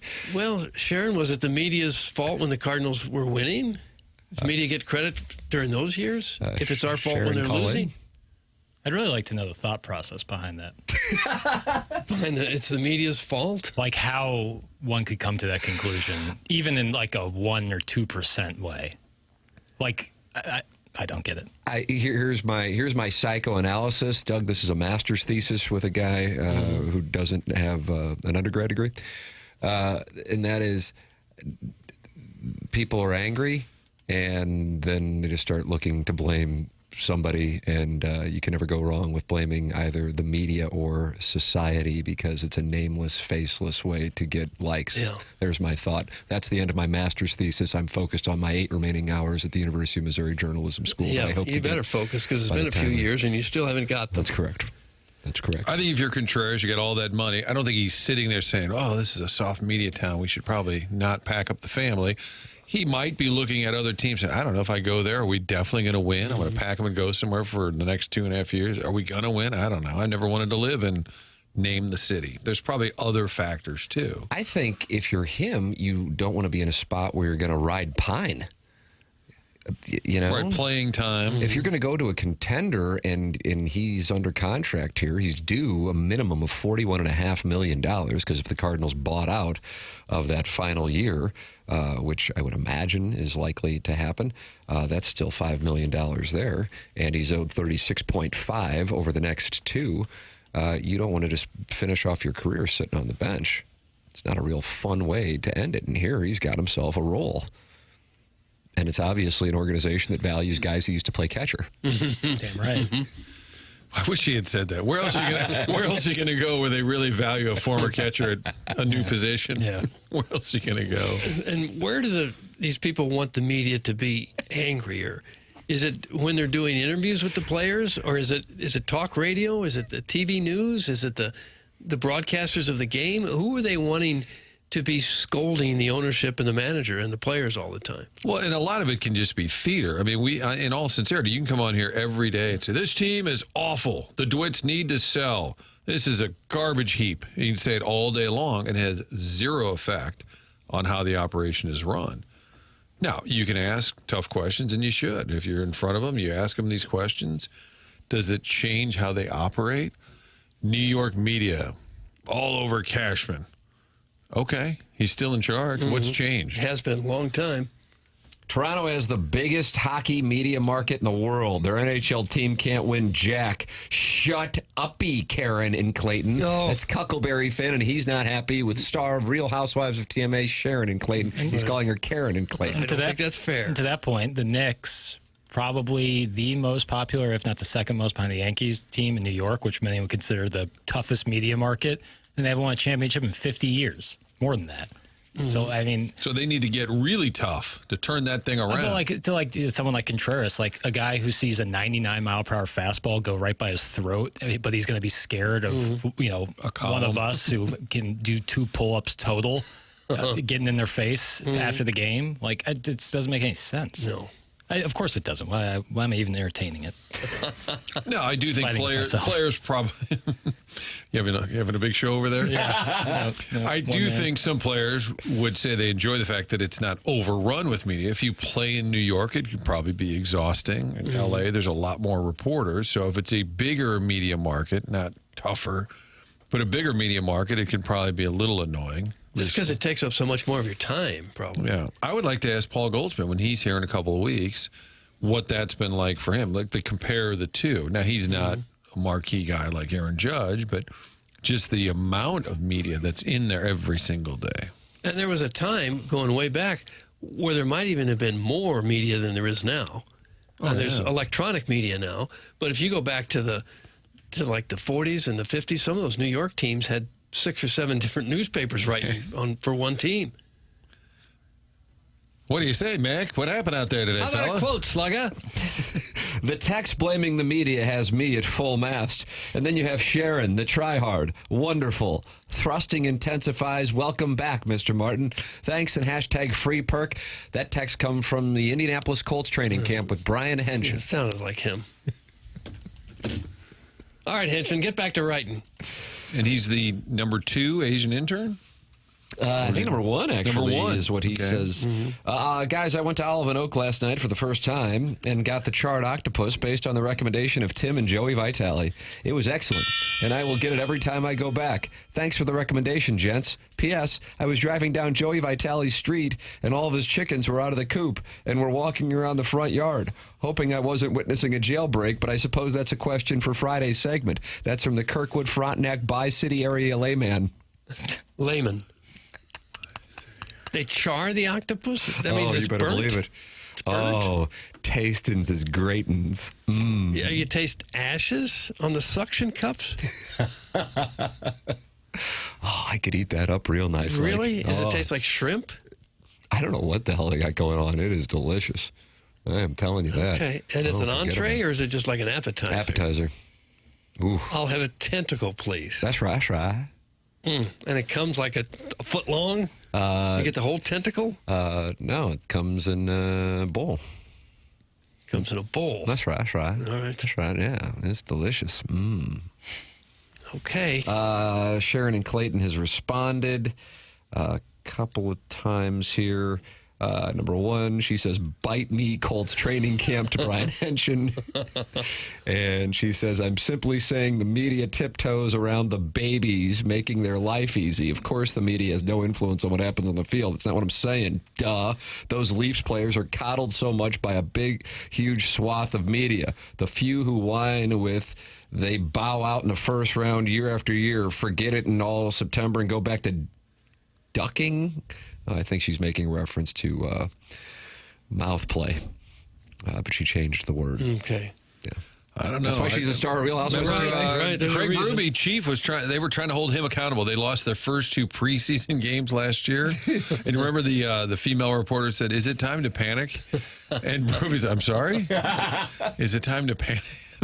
I think that audio exists, Jackson. Not that I'm producer sourcing, but he was asked if they should panic after 2 preseason losses. Chief was not too concerned. And what would panic get you anyway? Right. Panic in the NHL preseason. Don't be daft. Doug, do you like that? No, I don't like the word daft. I don't. That's from Brian Henson, right from the Colts camp. Okay. Don't be daft. I pluck off the suction cups for Mr. Tim so they don't get suctioned to his throat on the way down. Slurp, perk, free perk. That's from Brian Henson. There's a lot going on there. You have octopus. A lot of people are always going to look at 2 losses for this team. Is it time to panic? But for you, right, as fans, I think get a little bit uptight. Exactly. Preseason, so. Is this for you more about development? God, Sorry, I got cut you off. What an industry. I actually think I texted him after that. I'm going to go back and look. My Olive and Oak house account includes bottomless octi and endless wifey for Tim. That's from the recovering alcoholic from Belleville They're and offering Webster Groves. bottomless octopus? And endless wifey. How much octopus or how many octopi do you think you could eat, Doug? You couldn't eat the whole octopus, Well, could you? in the bowl, it's just chopped up real nice with some potatoes. As a mick, I need that. But you don't ever have to eat the head or anything, do you? It's just in a bowl, bro. Oh, Where do you think that ink is stored? Where is the ink stored on the octopus? Isn't it the squid that has the ink? The more it's talked about, the less interested I am in eating it. Octopus have ink? I think don't they ink sacs? They have ink sacs? I don't want to eat the ink I can sac. explain that to my kids. Where is that located? In the abdomen. Nice. God. Okay. Yeah, I enjoy a good ink sack when I'm out to dinner. Doug, why don't you just chew on a Bic pen? It the sauce. It connects to the rectum also. That goes without saying. It's unsurprising that Sharon owns the only unattached garage in Clayton. More P90X and less yapping. That's from Arbor Day. It seems like there'd be some advantages of a detached garage. He wants her to do more P90X? That's rude. Yeah, boy, 2011 call. They want their exercise back.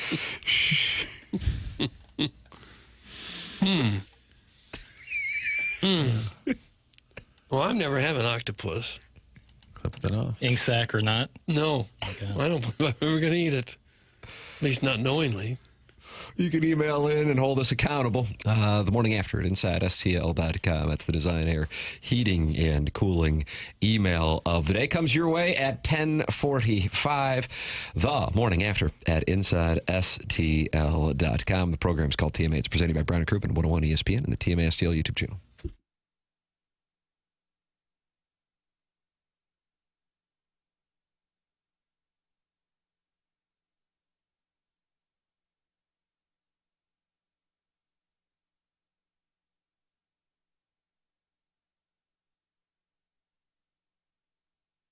Michael's Flooring is online at igotfloored.com. That's Michael's Flooring. And igotfloored.com. Michael has been owning and operating Michael's Flooring with 3 St. Louis area locations now for more than 3 decades. Those locations are in Creve Coeur, Darden Prairie, and in St. Peters, and online at igotfloored.com. Go online, and right now you can get 3 samples free from Proximity Mills. Michael's takes pride in helping and making sure that the employees at Michael's Flooring are happy and make a great living. That's one of Michael's trademarks.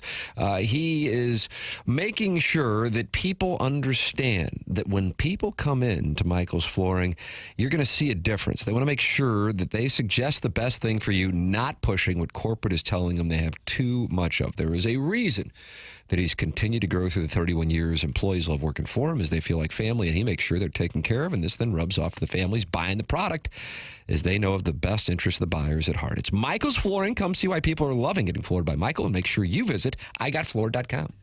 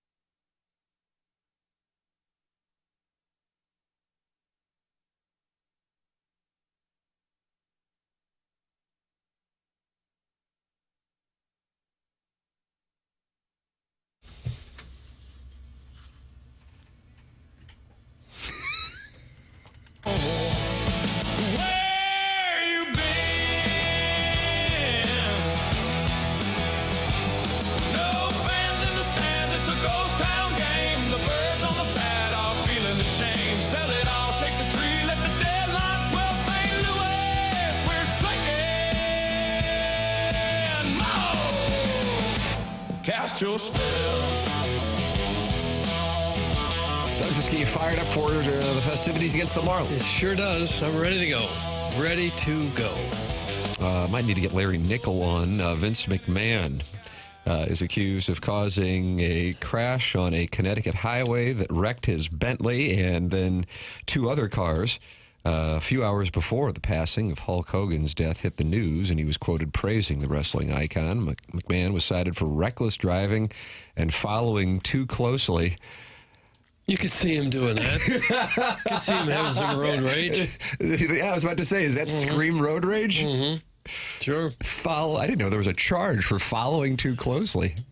I guess it could be reckless driving. Well, it says cited for reckless driving and following too closely. After last Thursday morning's crash on the Merritt Parkway in Westport, tough area. State police said in a report, no one was injured.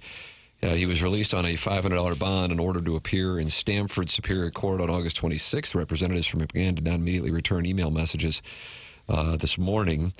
TMZ reported the crash on Tuesday and published photos taken by one of the people involved in the crash that showed heavy damage to the front end of McMahon's 2024 Bentley Continental. The photos also showed rear damage to a BMW 430 that he struck. The police report said Vince McMahon was driving northbound on the Parkway, also known as Route 15, when he rear-ended the BMW and then crashed into a guardrail. A car traveling in the southbound lane struck the debris from the crash that flew over the guardrail.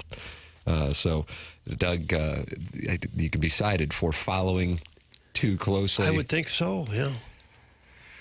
That's he's probably just a banty handful 24/7, wouldn't you think? He's just kind of mad and outrageous all the time. Beat red. Mm-hmm. What was he driving? Bentley. What did we talk about yesterday? How the Bentley had superseded the Rolls Royce. It's called tailgating, Tim. That's from Pele Blanco. It sure is. But I didn't know that you can be charged with it. You guys ever heard that? It's probably state by state, if I had to guess. Connecticut has tailgating laws that are toughest in the nation. Well, there's some New York toughs out there, some bridge and tunnel boys who are looking to scrap. Bridge and tunnel. It would be every bit as dangerous as drunk driving. If you're going fast and somebody's 3 feet off your bumper, that's as dangerous as drunk driving. Yeah, you see it like if you drive Highway 70 going to Columbia or something, like someone just come up flying behind you, 2 inches behind. I'm like, what happens if something if something minor happens where I have to touch my brake? You're just going to go flying Everybody into me? dies. Right, like... Yeah. And so what, you can get to your destination 3 minutes earlier? It just never makes any sense. Well, it takes a real tough guy to be able to drive fast. Yeah. I've taken to this move. Tell me if you've ever done it. If I have that situation going on, in particular when I'm driving with one over both of my sons, I will just veer off to the right, let the person pass. And I'm talking about like on a one lane, not much less an interstate. My mom's disposition being just a truly wonderful human being would be, because my dad would be, look at this a-hole behind me. This guy's all over me, missy. My mom would go, well, you don't know. It could be an emergency, and he might be in a rush. So then I take that mindset, and I'm just like, okay, whatever the case might be, I really don't give a damn. In 10 seconds, it won't even be on my mind, and I won't have it going on. Doug, it's a juice squeeze analytic on the road. And maybe they are in a rush. Maybe they're dealing with something. I don't know. I'm just not interested in some kind of confrontation with Vince McMahon. Yeah, because there's a lot of them out there. A lot of them with guns, too. Yeah, road rage is... I've ran into someone who had some road rage once. Oh, I did what do you not got going run on there, into Jackie there was Papers? a car crash. Person was in this my on Conway? Was this on Warson? Verbal altercation? Not this Country pretty Life close. Acres? Really? I guess I could say it was on Ballas. Okay. And there's no real shoulder on the right side. If you're driving, I guess that'd be northbound on Ballas. And the person was in my lane, in the left lane. I was in the right lane, kind of in my lane, swerving in, and I was going to be passing them. So I gave a light honk, like, hey, you're all over the place a little bit. And the person drove with me. So this probably happened right by the hospital there. The person drove side by side with me, screaming in their car at me all the way till we got to Ladue Road. And then once we got to the stoplight, they got out and punched my car. Holy crap. Punched the car. This guy was probably in his mid to late 50s. Really? And he punched my car and it turned right down the Ladue. I was going to go straight, but I wasn't going to stick around. Did you get out and punch him right back? Absolutely not. Did you get his tiger board handle? If someone goes that nuts, yeah, right. It was like his bumper sticker was probably. It's another example of the media being soft. See, good for you, Doug. I think I was in high school at the time, but I was like, yeah, it's the thing. It's like, and I mean, I look like I'm in high school now. Think of what I looked like when I was 18. Yeah. And, like, can you imagine being so upset by someone just lightly honking at you? Like, you don't know what could happen. There's so an awful lot of crazy out there. Right. Unless it's an emergency where you're trying to get somebody to the hospital or something. The only thing that matters is that you get from point A to point B safely. Right. And if that costs you 2 minutes, I mean, a crash is going to cost you a couple hours, maybe your life. Yeah. If you're not going 15 miles over the speed limit, then get out of the way. That's some choke artist 1.6. I think some people need a definition of what limit means. That means as fast as you can go. See, if you go 5 over or 10 over, okay, 15's too much. Not interested in road rage, but I'm kind of in the team Timmy's dad, where I'm always yelling at the car, and the kids will be in the car. We're just driving along. I'm like, all right, Jackwagon, where do you got to be? So and they're like, Dad, who are you talking to? Yeah. And I'm like, the guy on my bumper, right? Go ahead, fella. Yeah. Your wife's about to give birth? Yeah, whatever. Get lost. I think there's a clear difference between doing something like that, like yelling in your car, and then people like brake check people or like love tap or try to drive people off the road. Oh, I mean, it's crazy out there. I've seen a few videos lately where one of the scams is you're not on a major highway, maybe on a back road, where someone drives right in front of you. Yep. Stops completely and then backs up into your car. Right, and then they get out of the car holding their neck. Yeah, like, oh, I've seen that too. No way. I know exactly what you're talking about. I've seen some videos of that. Yeah. Holy crap. Right. And the person, I believe, in the video I was seeing had a dash cam. Yeah. And so, like, they got exposed. And so they got right back in their car and drove away. Right. Oh. Yeah. Choke Artist 1.6 is back with regard to Jackson's story. Don't honk unless you want a knuckle sandwich. I believe that they installed a horn for situations just like that to alert other drivers of when they're driving dangerously or there's about to be some sort of impact. That's the point. Jackson, would you say the 1950s called and they would like their threat of violence back? No, knuckle sandwich. It's all the way back. Knuckle sandwich is all the way back. 20s? That's in vogue. The real threat is that so many people have guns in their cars now. That too, man. And you get in any kind of confrontation, you don't know what these. This is never worth. It's never worth it. No. Like Tim said, you'll forget about it 10 seconds later. Just always let it go. Jack Nicholson broke out the golf clubs. Remember? Yeah. He got so mad. Yeah. Tiger got it bad. Oof. That was not a road rage incident. I think that was a little more domestic related. Allegedly. Who knew my media comment would stick in your craw so long? Don't sass the pro sasser, Doug. That's from Sharon and Clayton. And she is more of a Jackson alliance right now than Doug, her longtime ally. This might be part of the negotiations for the first season of The Real Housewives. Could well be. TMA. 314-399-9646 is how you can text into the program. That's brought to you by Air Comfort Service. Got 250 people in the Michelob Ultra YouTube chat. That's at youtube.com/TMASTL. They're talking it over. In all fairness to Jackson, he was chauffeured his whole life, so he hasn't been driving for very long. That's from the Never-Ending Wipe in the Michelob Ultra YouTube chat. When you guys get into an Uber, it's just you go back seat, right? Like there's Holy nowhere. Crap, yeah. Okay, good. Yeah. Sweet Kai got in the front seat? I had someone tell me, like, no, I just always get in the front. I was like, really? They typically don't want you to. Yes, I've had it where they like won't let somebody up there. But yeah, I had buddies tell me, no, I always get in the front seat. I was like, no. Is that Herb? Nah, no, not Herb. Private Citizen Pete? Herb lives in New York. He's using public transit. I think even the old cab days, they would be like, no. Yeah. They give you that kind of look. Yeah, they would even have a shield sometimes between the front and back seat. I like when they have a phone tracker. It's not very safe for the driver for a stranger to get in right next to him. Agreed. But some could say you'd have a better look at them than from behind. Like if they were sitting directly behind you, like in Goodfellas. Yeah. Ice pick right in the back of the Well, neck. that's why they had the shield. Well, that's what happened in Goodfellas. Anti-ice pick shield. That's what happened in Goodfellas. But that wasn't a cab. That was somebody's personal Start car. driving. I'll have him drive. That's what Joe Pesci said. Iggy says, and Iggy is going to join Movie Boy for episode 3 this week. Already has. He and that recorded yesterday. Yep. That drops on Saturday? Yes, Saturday That's at 10. the Happy Gilmore 2? Happy Gilmore 2 and Fantastic Four. Yep. Iggy says, if you're doing 70 and not passing anyone, get out of the way. Some of us really want to break the law. That is from Iggy, and he is Jackson's guest on Movie Boy, Episode 3.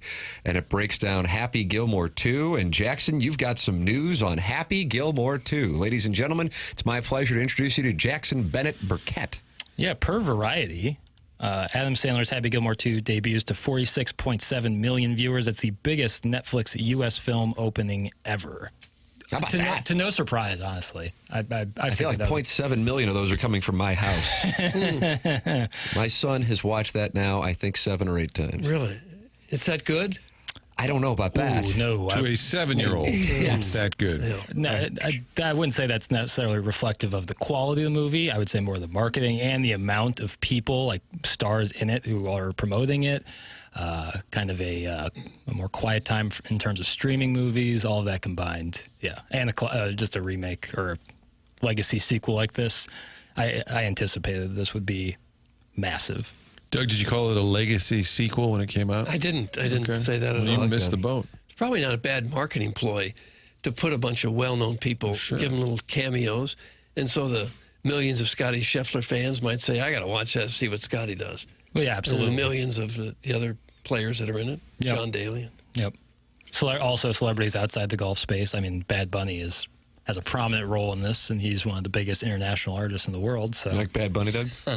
Did he play the role of Oscar? Name. Was that the name, Oscar? Oscar, yeah. I like the name. I wouldn't know the guy if he walked in the studio, but the He's name going to be in studio at 9. I'll introduce you. That was a big win for him, Happy Gilmore 2. I thought it was really good. Bad Bunny? Mm-hmm. Longest Yard had all the media types in it. Brian Burwell, Peter King, but then they all talked about it. They all wrote about it. It was actually pretty ingenious. Yep. Yeah, this Sandler, he's got it all figured out. He knows how to make money, man. In Wentzville, the little weaned men like to rev their big trucks and try to scare you off the road and take your wife. Like, you can have her, brother. That's from caller Buzz. You can have her, brother. You didn't have to buy the truck. How fast do you have to be going in the left lane of a highway before you don't feel like you have to get over for somebody else? Like if you're going 80, you say that's fast enough. Yeah. Nobody should be allowed to pass me. Yeah. I think it's dependent. Like if you're in a city, like a pretty big city, probably only like 75, 80. Depending on the way to Columbia to watch Missouri take on Kansas. Like if you're in between Warrenton and Columbia, probably 85. Jeez. But I think that's going too But if fast. somebody's on your bumper at 85, do you personally decide, I'm not getting over, that's fast enough? That's No. what Doug is alluding to. No, no. Yeah, I'm getting over as soon as I can. 'Cause you It's don't always want them- truck dependent too, like because you don't want to get pinned by the trucks. No, you don't. So if there's no trucks around, yeah. First, I'm getting Doug over takes it. away my fireworks. Now he wants to tell me how fast I can drive. Yeah. Doug the dictator. Doug the dictator. Well, yeah, at some point you kind of get the feeling like, wait a minute, I'm in the far left lane. Things are going well for me. I am doing 83 miles an hour. I don't want to get over to another lane, but there's a guy right on my tail now. Ideally, the left lane should only be for passing. So once you've completed your passing, you should get back But a lot of people don't. Oh, Do they for still sure. ticket you for that? In Illinois, I believe that to be the case. If you're in the left lane. Just like cruising in the left lane. do.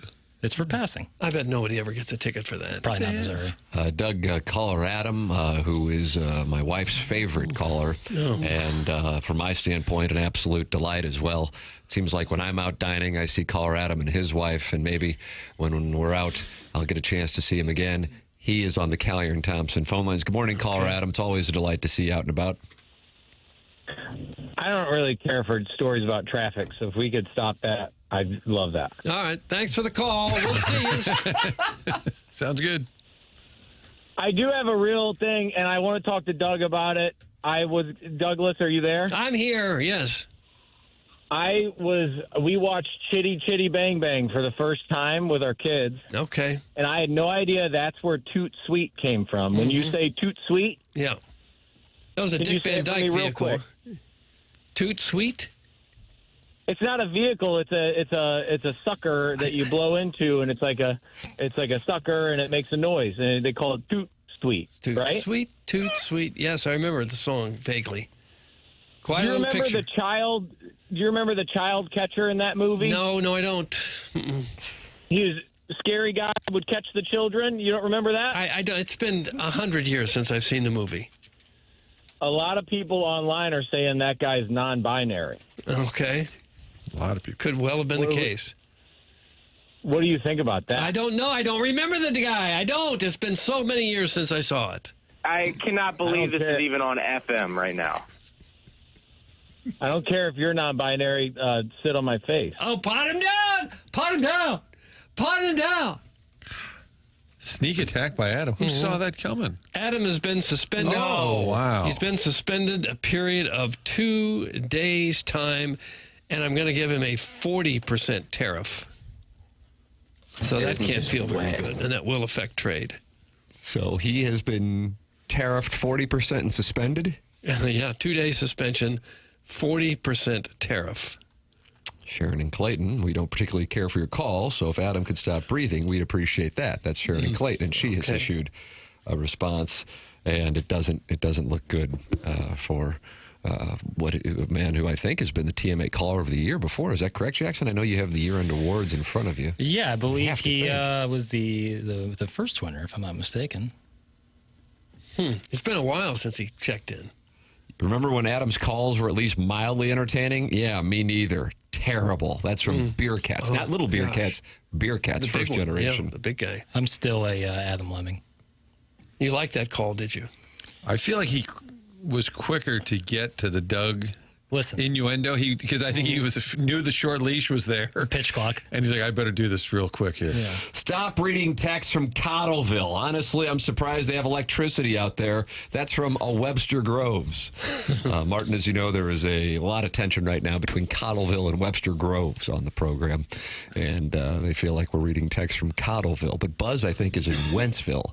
The territories. Yeah, the Wentzville territories, as they're known. Get involved on the program. Michelob Ultra YouTube chat is youtube.com/TMASTL. 250 friends are in there talking it over, like John Scores, Jeremy Hodge, and the J.C. Penney chat support. You can also get involved by texting in the Air Comfort Service text inbox 314-399-9646. Save that in your phone, and then you're a friend of the feather. And then on Friday, Jackson will give you a name that you request, and that increases your chances of being read substantially. Like Mr. Ciders, for example. Beercats, shut your quadruple chin. You suck. Adam is amazing. That's Mr. Ciders, who is quadruple chin. I haven't noticed that he's got that. God almighty. Webster Groves is Shrewsbury Light. Peasants. That's from the River to Perry yacht captain. So Webster Groves is Shrewsbury Light? I think you have that like back. People who can't afford Shrewsbury move to Webster Groves. That's what he's saying. Oof. I don't know if Zillow would agree with that. Wouldn't that make Shrewsbury Webster? No, the other way around, right? Shrewsbury's would be light. Where would Marlboro fall into all that? Good question. That's Coral Court's headquarters, Doug. That's what you'd get at dirt cheap. If Webster Groves isn't careful, a gang of golf carts from Cottleville will be on their way swiftly. That's from the 314. I don't know if you get enough charge for that. Sharon and Clayton has zero business criticizing caller Adam. That's from Uncle Wally's Plastic Ear. How Martin, far can you a lot drive? of tension here in the text inbox. Yeah, just trying to dissect it all. We have a lot of zip code shaming in addition to texter on texter crime. I like the question. What happens when the cards get shut out? Could you get from Cottleville to Webster on one charge of a golf cart? Oh, I don't think so. They're probably gas powered up there, though. What do you go, 70, 270, 44? Yeah. Could you imagine driving on 270 and seeing a golf cart next to you? And talk about road rage. I think you might be able to make it. Age extension for sure. I feel like 63109 has to be live for most golf carts per capita in the St. Louis metropolitan area. Oh, okay, I was about to say Newtown's got you, but metropolitan. Okay. All right, so I got... we actually have data on this? Well, I got 25 miles from Cottleville to Webster, and I'm trying to get a golf cart battery mile range, 25 to 40 miles on a full charge. I think you might make it. Yeah, I think you would. It'd be a fun trip. I think it might take you 2 hours, probably. You go 15 to 20 miles an hour. 20 miles per hour. You'd probably get there in about 2 hours. Well, it could be done. Well, Cottleville to Webster. Not that I don't know why we're even breaking this down, but Webster Groves to Cottleville. How many miles is that? 25. Okay, so if they go 25 miles an hour, they'd be there in an hour. You said a couple hours. I'm like, 20 miles an hour. Grease board out. Doug, this text starts off with, boy, comma, boy. I'll support the Cottleville women over the Wentzville women. That's from the Swing Haven board member who has sent in a picture of him and his wife again and says it's sundress season this weekend. Who's he debating there? I don't know. Who's Boy? Is that you, Jackson? I think when we used to do Balloon Party, it was Tim and Boy. Tim Maybe and you're Boy. Anytime the great Deke Dodom emails me, it starts with boy, comma, in the body of the email, which I always appreciate. I don't know who's starting that argument, but... Little Beercats is coming to his father's defense. Mr. Ciders sounds like he would sit on my cuck stool sitting in my apartment, pipe down, ass hat. That's Little Beercats defending his father, Beercats, against Mr. Ciders. Isn't he telling on himself, though, that he has a cuck stool? Well, we're not going to kink shame. Well, certainly not. Did you see Beercat's response to him? It doesn't seem like it's meant to be pithy. It's a direct threat. You can attack other zip codes if you'd like in our text inbox, 314-399-9646. And, of course, you're welcome to call in as well, 314-974-0101. The program's called TMA. It's presented by Brown & Crouppen on 101 ESPN.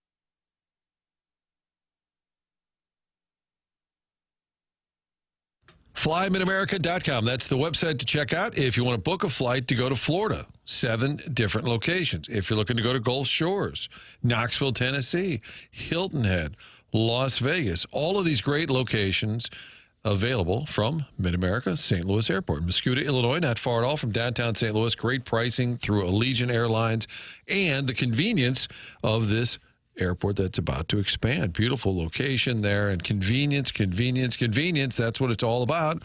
You park for less than $10 a day, walk in, get to your gate in about 15 minutes. Car to gate, roughly 15 minutes. Unbelievable these days when you talk about airline travel, all the inconveniences. Not the case at Mid-America St. Louis Airport. Plus, you're going to all these awesome places to warm up in the wintertime, a little spring break, or right now, maybe a little golf trip. You can go down to Fort Lauderdale, Fort Myers, all kinds of great Florida destinations, saving money on these flights, but also getting the convenience. Find out what everyone has figured out.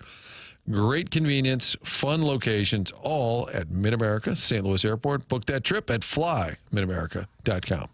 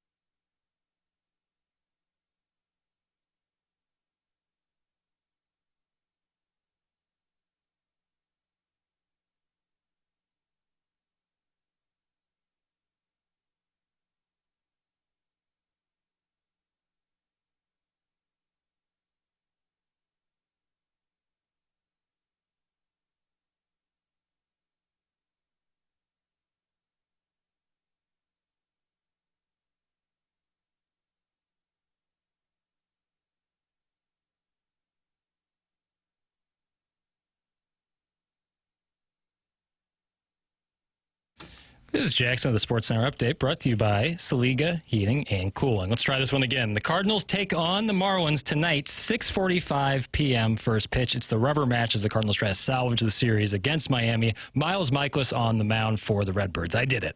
That was another Sports Center update, brought to you by Saliga Heating and Cooling, a Daikin heating and air conditioning dealer.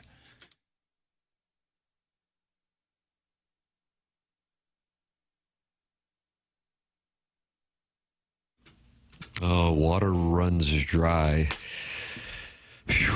Is it 94 or 95? I guess I'll say, I guess 96 could theoretically be live, but I don't think it is. I mean, it's 94 or 95, so whatever. Just 1994.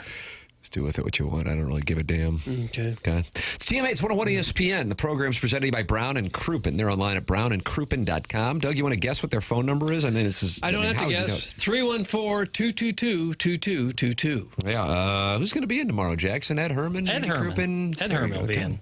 So Brown and Crouppen's been the presenting sponsor here on TMA for a couple of years. We are grateful for their support if you're on board with the show. The only thing we ask of you is the following.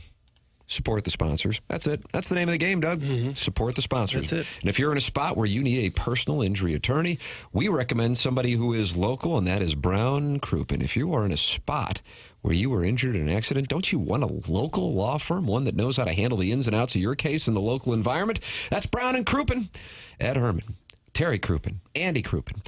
Brown and Crouppen, local, founded in St. Louis in 1979, built brand new offices 2 years ago down on the hill. It's Brown and Crouppen. If you think you may need Brown and Crouppen services, call 314-222-2222 or go to brownandcrouppen.com and make sure you let them know you heard about them on TMA. Remember, the choice of a lawyer is an important decision and should not be based solely on advertising. Past results are no guarantee of future results, and every case is different and must be judged on its own accord. I never thought I would say this, and I've been looking for the audio during the break. Papers, do you have the Brady? Have you seen Brady Scheffler audio? Brady Scheffler? Yeah. How about this? Tom Brady took exception to Scottie Scheffler's comments about priorities. Maybe take a look. Yeah. I thought like Brady Scheffler was like I thought that was like Scottie's one name. brother. Right? Yeah. Wait till Brady hears what Contreras said. Goes, what if Tom Brady went after Wilson Contreras for not wanting to win more? So 2 weeks ago, Scottie Scheffler had what became either a much celebrated, I think for the most part it was celebrated. I think also maybe, as Scheffler himself said, he goes, I don't know if I did a great job of conveying what I was trying to say at this presser before he won the British Open. But he said, this is not a fulfilling life. It's fulfilling from the sense of accomplishment, but it's not fulfilling from a sense of the deepest places of your heart.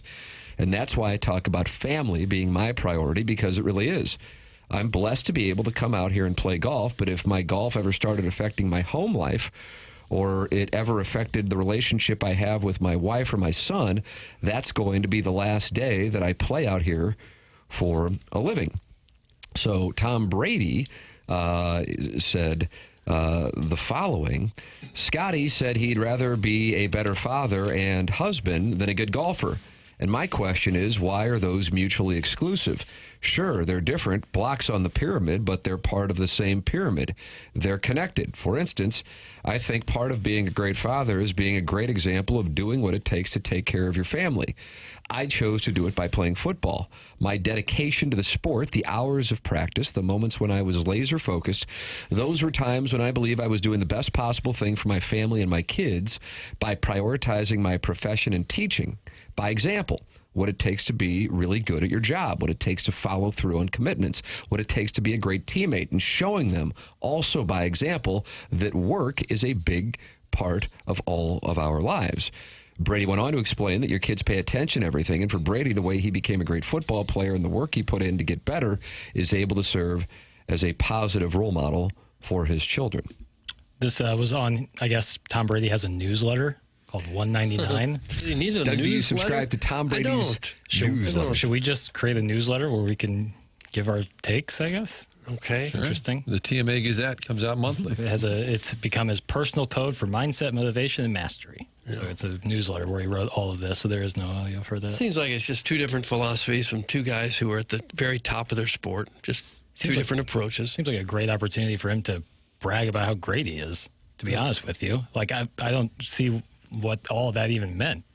That was Scheffler was just saying, I don't feel the total fulfillment of winning championships. Like, my family is what gives me purpose. And then goes out and wins a championship. Now, if he went out and didn't qualify, I'd be like, boy, this guy's not locked in. Right. I think Brady's saying you show your kids dedication, let everybody know that your commitment makes you a champion. He's already winning.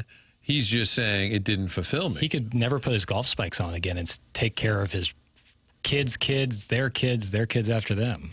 But he's dedicated to his craft in terms of his performance. So Scheffler, that's what I'm saying. If he all of a sudden just shot 80 and said, I don't care, right, I don't give a damn about this, he's still playing at a high level while trying to explain to folks it's not what really motivates him. But because he's still he's winning and playing at a high level, I don't think you can critique it. I think Brady's all about you better do your damn best to win, and I'm saying Scheffler is. He's already doing that. I was interested to hear what Brady had to say about it because right when I watched Scottie Scheffler's comments, I thought to myself, I wonder what a guy like Tom Brady, Michael Jordan, or, in the golf world, Tiger Woods would say about this, because one of the things that I think I have observed, and you guys probably have as well, I would say Albert Pujols probably fell into this category as well.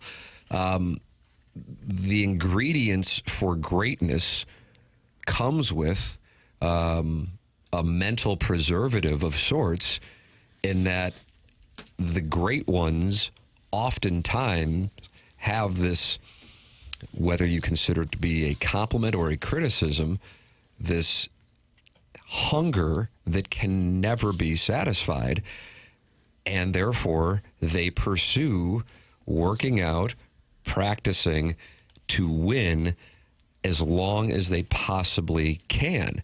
And guys like Brady, Tiger, Jordan, take your pick of whomever, have that drive, and therefore once they win, they don't get satisfied. I think you can present a recent paradox of sorts to Scottie Scheffler in Rory McIlroy when he won the career Grand Slam. I mistakenly thought once that happened, he's going to go off, because you can't teach somebody. I mean, you can teach him to hit a ball further, but you can't teach him to have the distance that Rory McIlroy has, and that's going to translate. He had already won the Players and at Pebble Beach along with the Masters, and I'm thinking, oh my God, now he's got the burden lifted from his shoulders. He's going to go off. And instead, about a month and a half later, after he didn't play really well, he said, once I've accomplished what I've accomplished, it's tough to get myself to go practice and go to the driving range and spend a couple of hours, especially when he is married with at least one daughter. So he kind of took his foot off the gas. So with regard to Brady, I was curious to hear what he had to say, and I can tell you, based on what I'm seeing in the text inbox, most people are not necessarily on board with what Tom Brady had to say. Surprisingly, or unsurprisingly, however that you react to it, but I can tell you that is the initial reaction to what he had to say. Some people are just as married to their careers and their jobs as they are to their wives and their families, and some people aren't. Some people like things, and some people don't like other things. Hold on a second. What was that? Some people like things, and some people don't like other things. Since they're both about as wildly successful as you can possibly be in your sport, it just shows there's two different ways of looking at it and approaching it, and both ways can be successful. Some people like things, and some people don't like other things. That's what I tried to say. Tom Brady does seem to have a need to always be heard, whether it's a newsletter or a podcast. He's on Fox. This whole thing strikes me like, is he just talking about how great he was? Like, I don't. How can you have an opinion on how Scottie Scheffler feels? Like, he's got a newsletter. He's got to write. I guess, but he's you're like, on deadline, Tom. But he's like saying, like, this is how I feel. This isn't how all athletes feel. I can't speak to that, but this is how I feel, and that's kind of where I'm at. And Brady, I don't. That's so odd. Well, sometimes when you reach a certain level of superstardom, everything you say gets treated like it's a news story, and he may not have gone out of his way to say this just to be different. I mean, blow his own trumpet, his own horn there. Yeah, I don't think this is this isn't scathing of Scottie Scheffler on Brady's part. It seems kind of out of left field. I know that Brian Henson is texting in from a place that's been sideways with Tom Brady before at Colts camp. But he says it seemed like Tom Brady twisted what Scottie said to brag about himself. Also, newsletters and Substacks are becoming like podcasts. Marketplace oversaturation underway. Thanks. And hashtag free perk. It's from Brian Henson over at Colts camp. When he says free perk, what is he advocating for there? He wants gluten-free perk. Doug, you can follow her on the Twitter tweets at gluten-free perk. Okay. Back on the show. Ruin me. Right there. Okay. Well, I guess we could do that someday. So all of you. We'd get him to stop writing free perk. Gary, come back. No, you. Oh, is that what she said on her way out? Was that Bryce Harper and Manfred? Actual audio. I mean, Scheffler was saying family, and people are pointing out Tom Brady just got divorced, right or wrong, good or bad, doesn't matter. But they're saying Scheffler, part of his focus was family life in what he was talking about, and does seem to have made that a priority. My thing against Brady here has nothing to do with his personal life. I'm not judging his personal life, but you have to remember that Scheffler pointed out family, kids, things like that. And I see people pointing out to that, and we don't know the true details. I don't know the details either, but I'm saying if Scheffler's goal or point is prioritizing that, then you can also say, well, that part appears to be going well. And the guy's point of view may hinge on how much he's really in love. You know, if your wife is everything, then that she becomes everything and the job is secondary. And if you're not that happy at home, maybe the job is first and the home life is secondary. Stop dodging the primary points of my text, Doug, you boob, and then free perk. It's from Brian Henson. Okay. He's not happy with you. I didn't like his tone. Brian Henson just got himself suspended. He got himself suspended a period of 2 days' time for his out-of-control sass. Aren't the Colts in 2-a-days? Don't we have some special teams reps to watch? Camps are opening up. They're probably in light shells this afternoon. That's kind of a pen and paper, fella. Yeah, the sports writers in Indianapolis are covering the Colts, and he's writing free perk. How bad do you want to be in Macomb right now, covering the Rams? I did kind of miss NFL team. I'd be fine with it. Yeah. I didn't mind the trip sacrifice. No, the thing back then is that in the early days, I think you had a pager from work, and then you'd get a cell phone that didn't really work, and they could never quite reach you from the newsroom, which I kind of enjoyed. It just didn't make any sense for them to be there. They had Rams Park right there that had everything you could possibly want, had a hotel right across the street. Why would you go to Macomb? Well, I think they had more. Didn't they have more fields? Wasn't that part of the appeal at first? You could be on 3 different fields Rams at one Park time. had 3 fields. Isn't part of the deal that you want them to be away from home and totally locked in on the team and They football? could lock them in that hotel. Yeah. And then Tony Banks brought his dog Felony, and all of a sudden it wasn't such a getaway for the fellas. Late summer in Earth City, baby. It just seemed like such a bizarre waste of time and effort to move. I think they figured it out when Kyle Turley had a back injury, and Western Illinois didn't have the proper MRI machinery, and they had to transport him back to St. Louis. And they started thinking, wait a minute, we have actual medical needs at times. Let's do Oxnard instead. And then when they'd be off to come to a preseason game or something, you just knew those players were driving 115 miles an hour to get back down here. They'd usually get nicked in about Beardstown. Remember that? I think the media. Beardstown, Illinois, buddy. Look it up. I am. Most teams work out in their home cities now, don't they? Most have these big, enormous complexes. Do. The Chiefs still go to St. Joe, Missouri. Do they really? Yeah, a little getaway. They used to all go to, remember the Cheese League? Mm-hmm. You had the Saints. Cooler up there. The Chiefs would be in Wisconsin. Mm-hmm. Jaguars. I think my text is so clever, I am resending it in the hopes that it gets read. Doug, this is caller Ellen. Rory McIlroy is the Wilson Contreras of golf. Doug, hold on a second. Let me evaluate this. Rory McIlroy is the Wilson Contreras of golf. With his attitude. Because he's won a bunch. He's unhappy. content. Okay. Jackson, you have that audio, right? Of Wilson Contreras? Yeah. Yeah. Take a listen, Doug. Why don't you? All right, I will.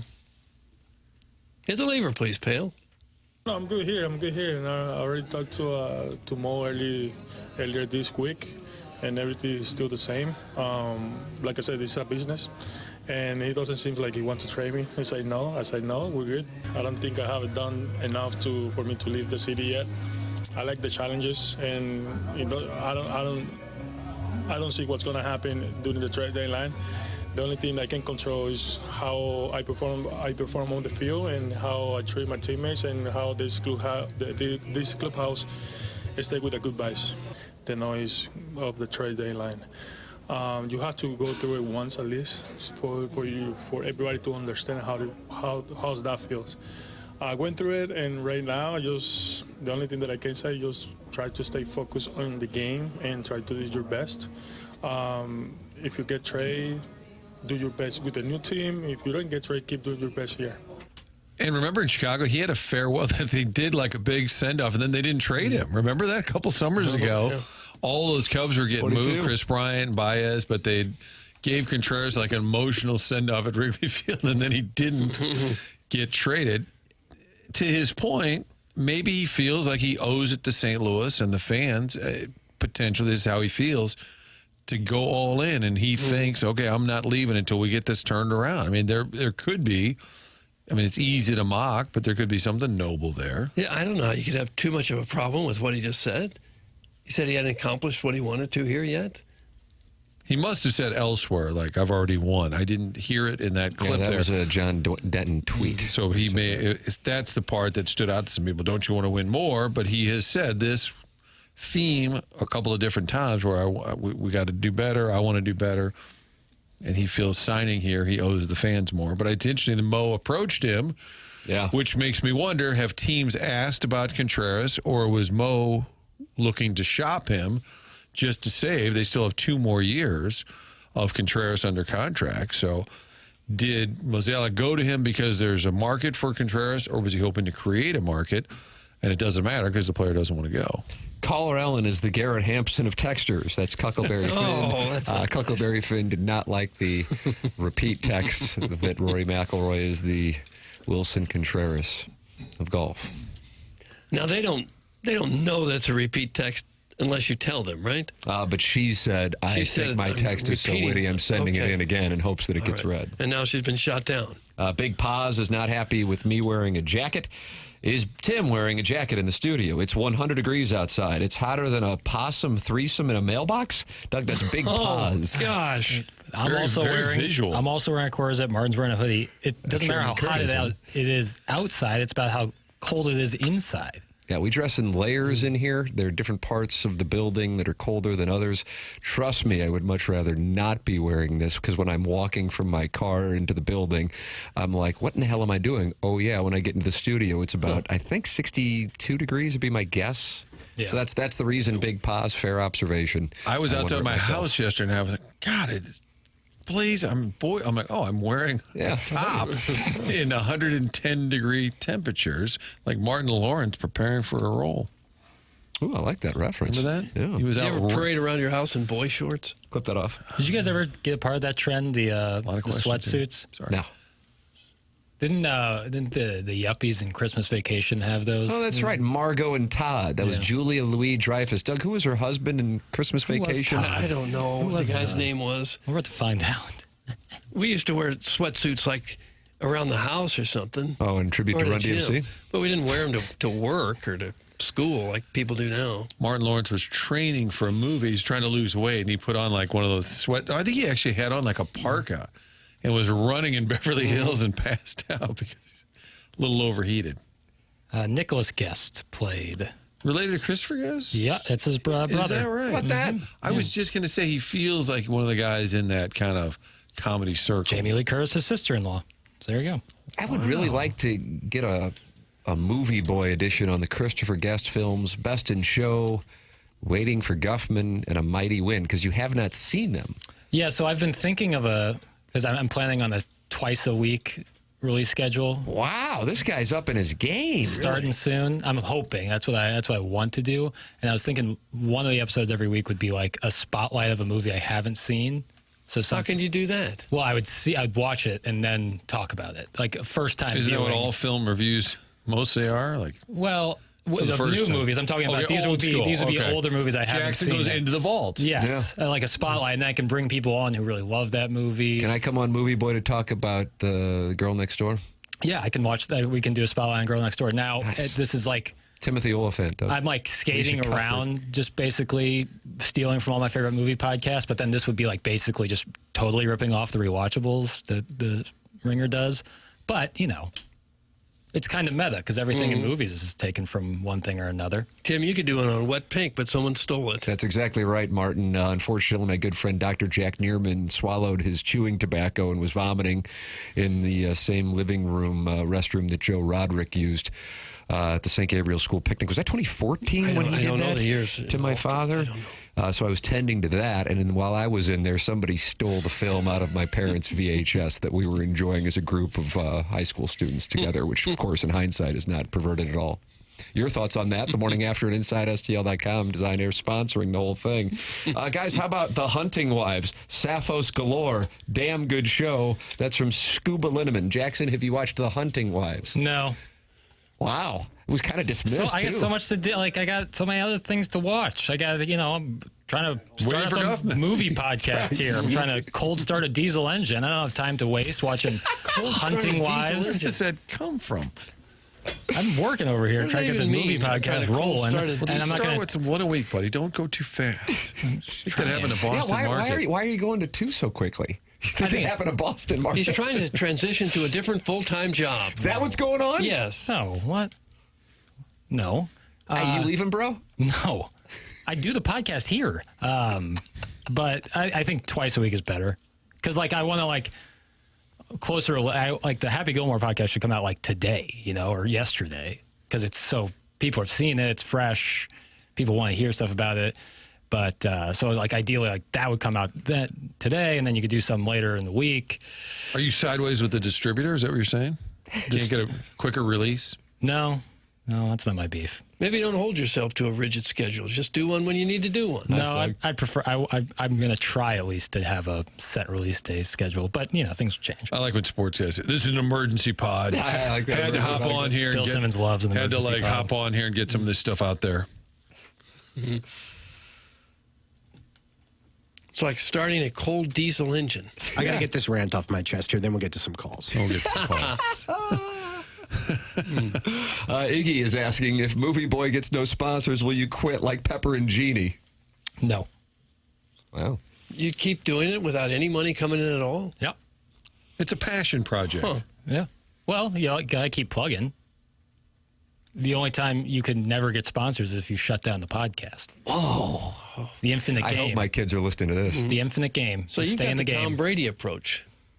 I guess. I wouldn't write it in my newsletter and send it out. The Movie Boy newsletter, now available online. I just couldn't imagine. Good on him.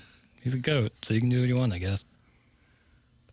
Hey, Tom, what did you think about that? Who's asking? Tom? You do have to be a little bit full of yourself if you're issuing a regular newsletter about yourself. If it's about yourself. If it's about something else, then you're just writing. But if it's here's my greatness described by me. It'd be like writing a Christmas card letter. Yeah. Yeah, literally every week. Big Vaughn, you were mentioned in the newsletter a couple times. Gonna break down Dougie Waite. I was wondering when that was going to come out. Break down little Dougie Waite. Send your gift cards in for payment. Send gift cards for payment. Jackson's a trust fund baby. He doesn't need podcast money. That's from the Never Ending Wipe. Is that the reason why you do this?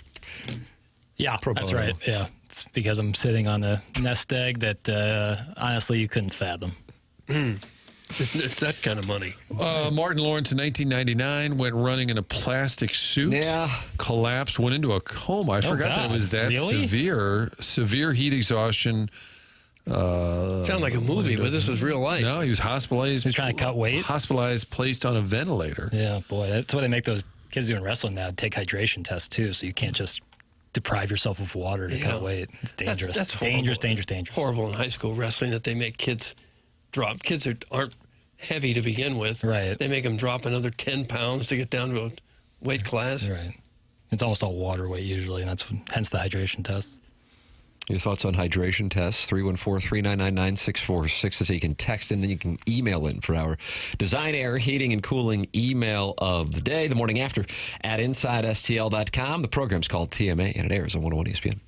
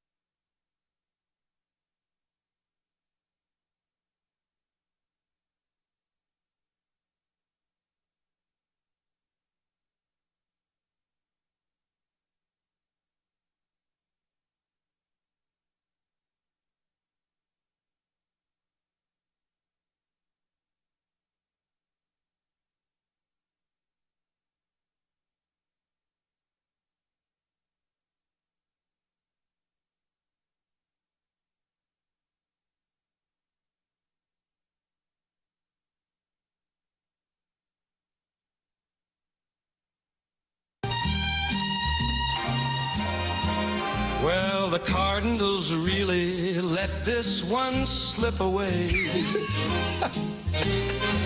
Now they're selling pontoons by the bay.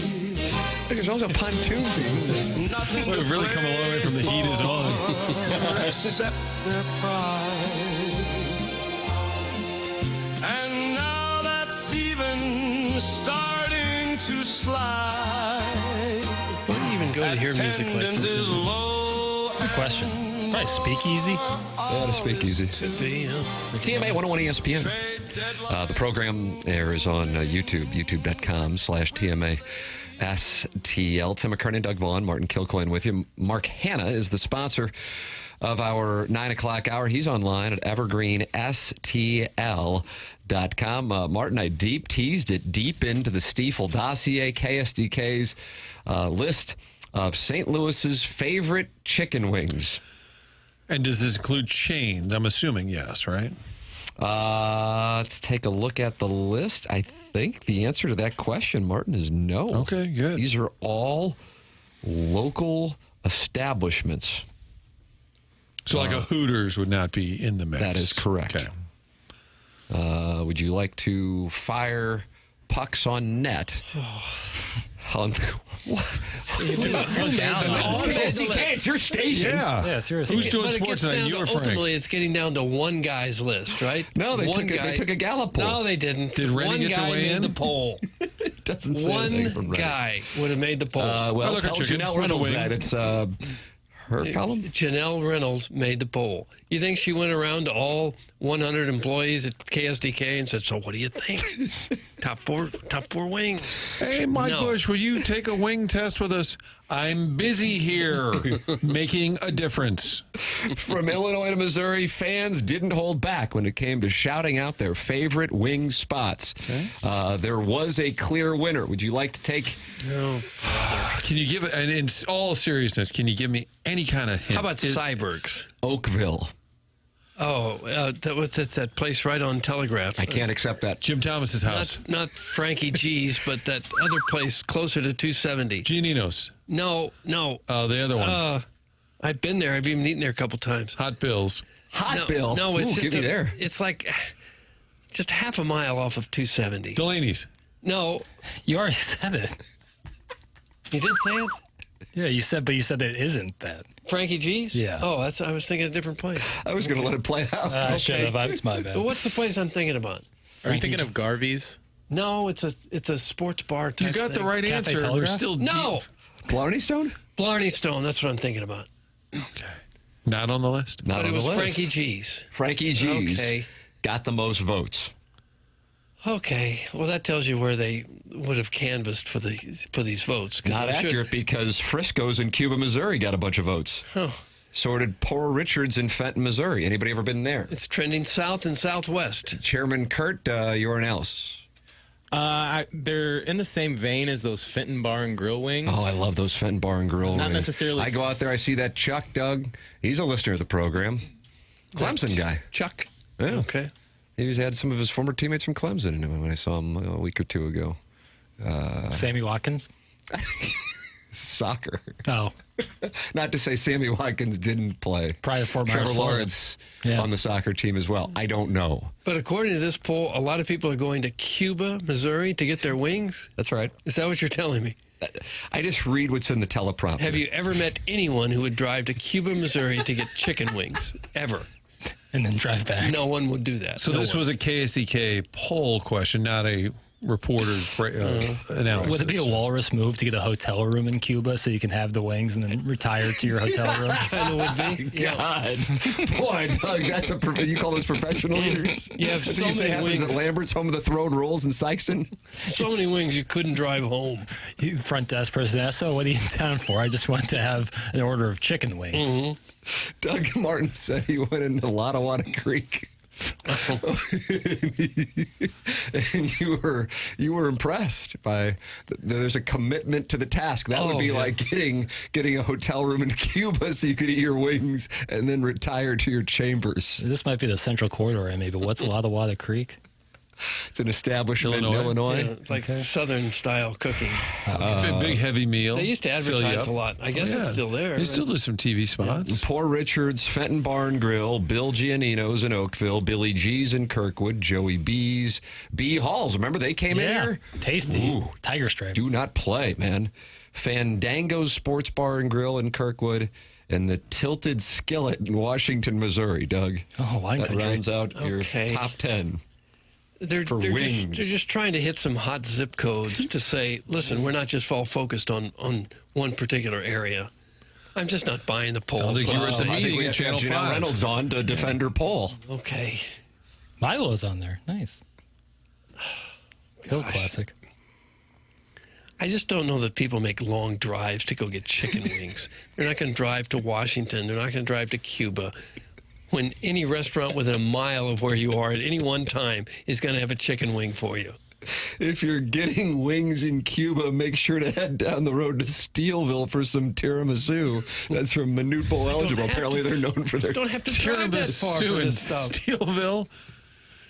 How often have you had a wing that you said, oh, it was bad? How often have you had a cheeseburger that you said was I've had bad? bad chicken wings.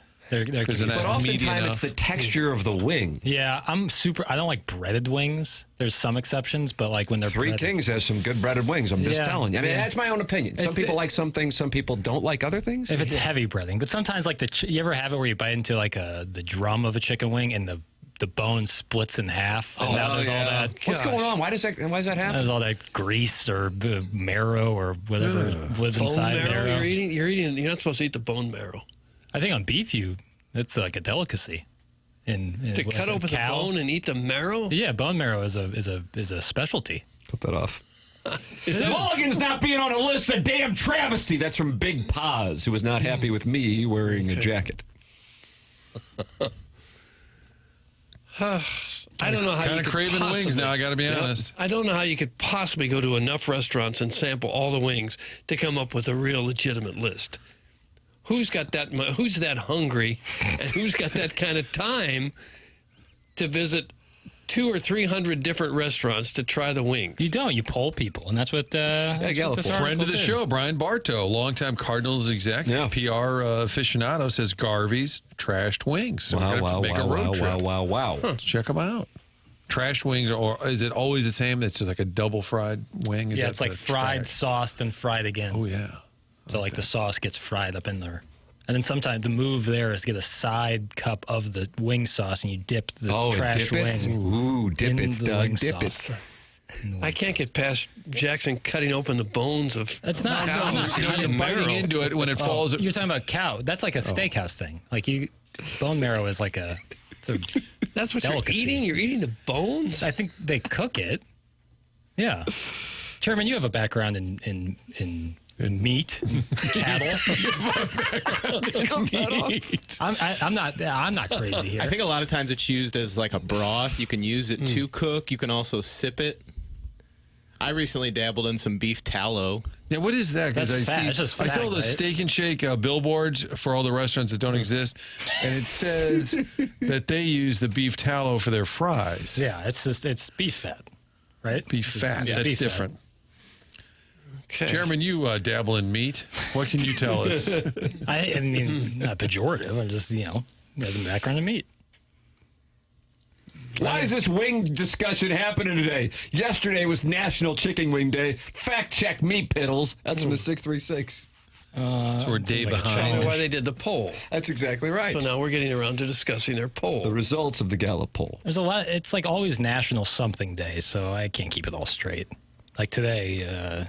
Well, yeah, what is today? It's a chicken and it's a wing. Together, it's a chicken wing. Enjoy. International Day of Friendship. Today is? Oh, National Cheesecake Day. Today is? Yeah.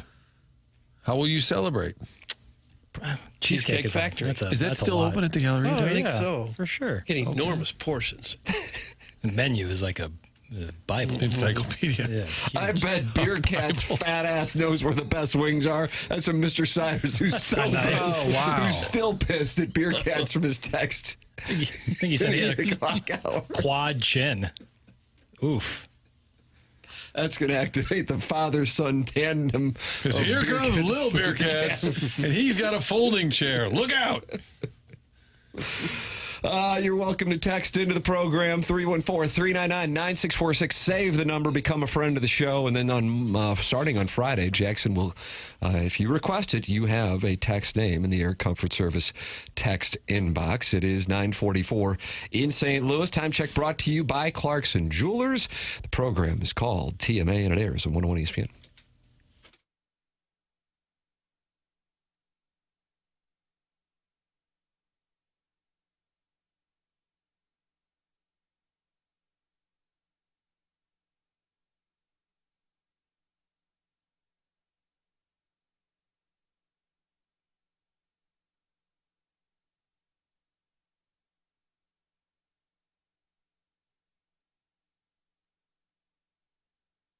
It's actually National Buy a Car from Auto Loan Pro Day. I don't know if people are aware of that, but it's going on right now online at autoloanpro.com. You've heard me talk about them for a while, and the reminders are the same for anyone looking to buy a car, no matter what your situation, no matter what your circumstance. They're going to work hard to get you a best rate, the best rate possible with little to no money down, because anyone could sell you a car. It takes pro to do it right. Auto Loan Pro works with over 50 different lenders. These are not vendors, so they're getting you the best financing out there. It can get complicated, so make sure you're with a pro. Autoloanpro.com, great website. Scroll down. Check out that free playbook. We've talked about that as well. It's important. It explains to you what's often misunderstood, the credit industry, how you get credit scores, how you can improve yours, how you can get a certain car this time, maybe a better car the next time around. So you're learning while also purchasing a vehicle. It's autoloanpro.com. That's the website for your next vehicle.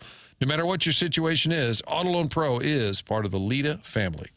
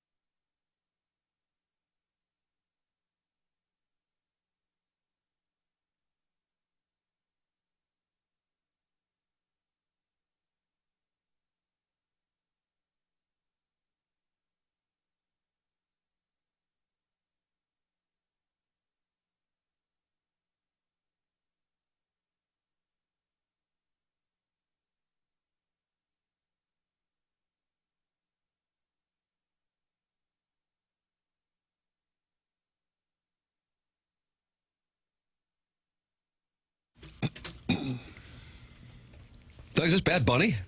I don't know. Yeah. And that's Oscar the Caddy in Happy Gilmore Part 2. Okay. And you say he was quite good in this movie? Jackson? Well, you gotta listen to find out. Yeah, I mean, this is just a slight part of it, and I'm not too worried about the Happy Gilmore stuff. I think it doesn't matter.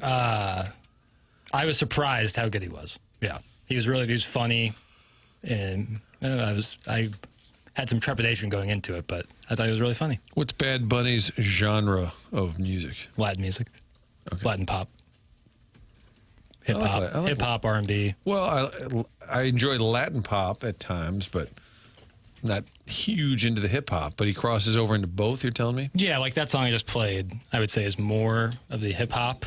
Okay, but he's a singer. What makes him such a bad bunny? Clip that off. Huh, that's a good question.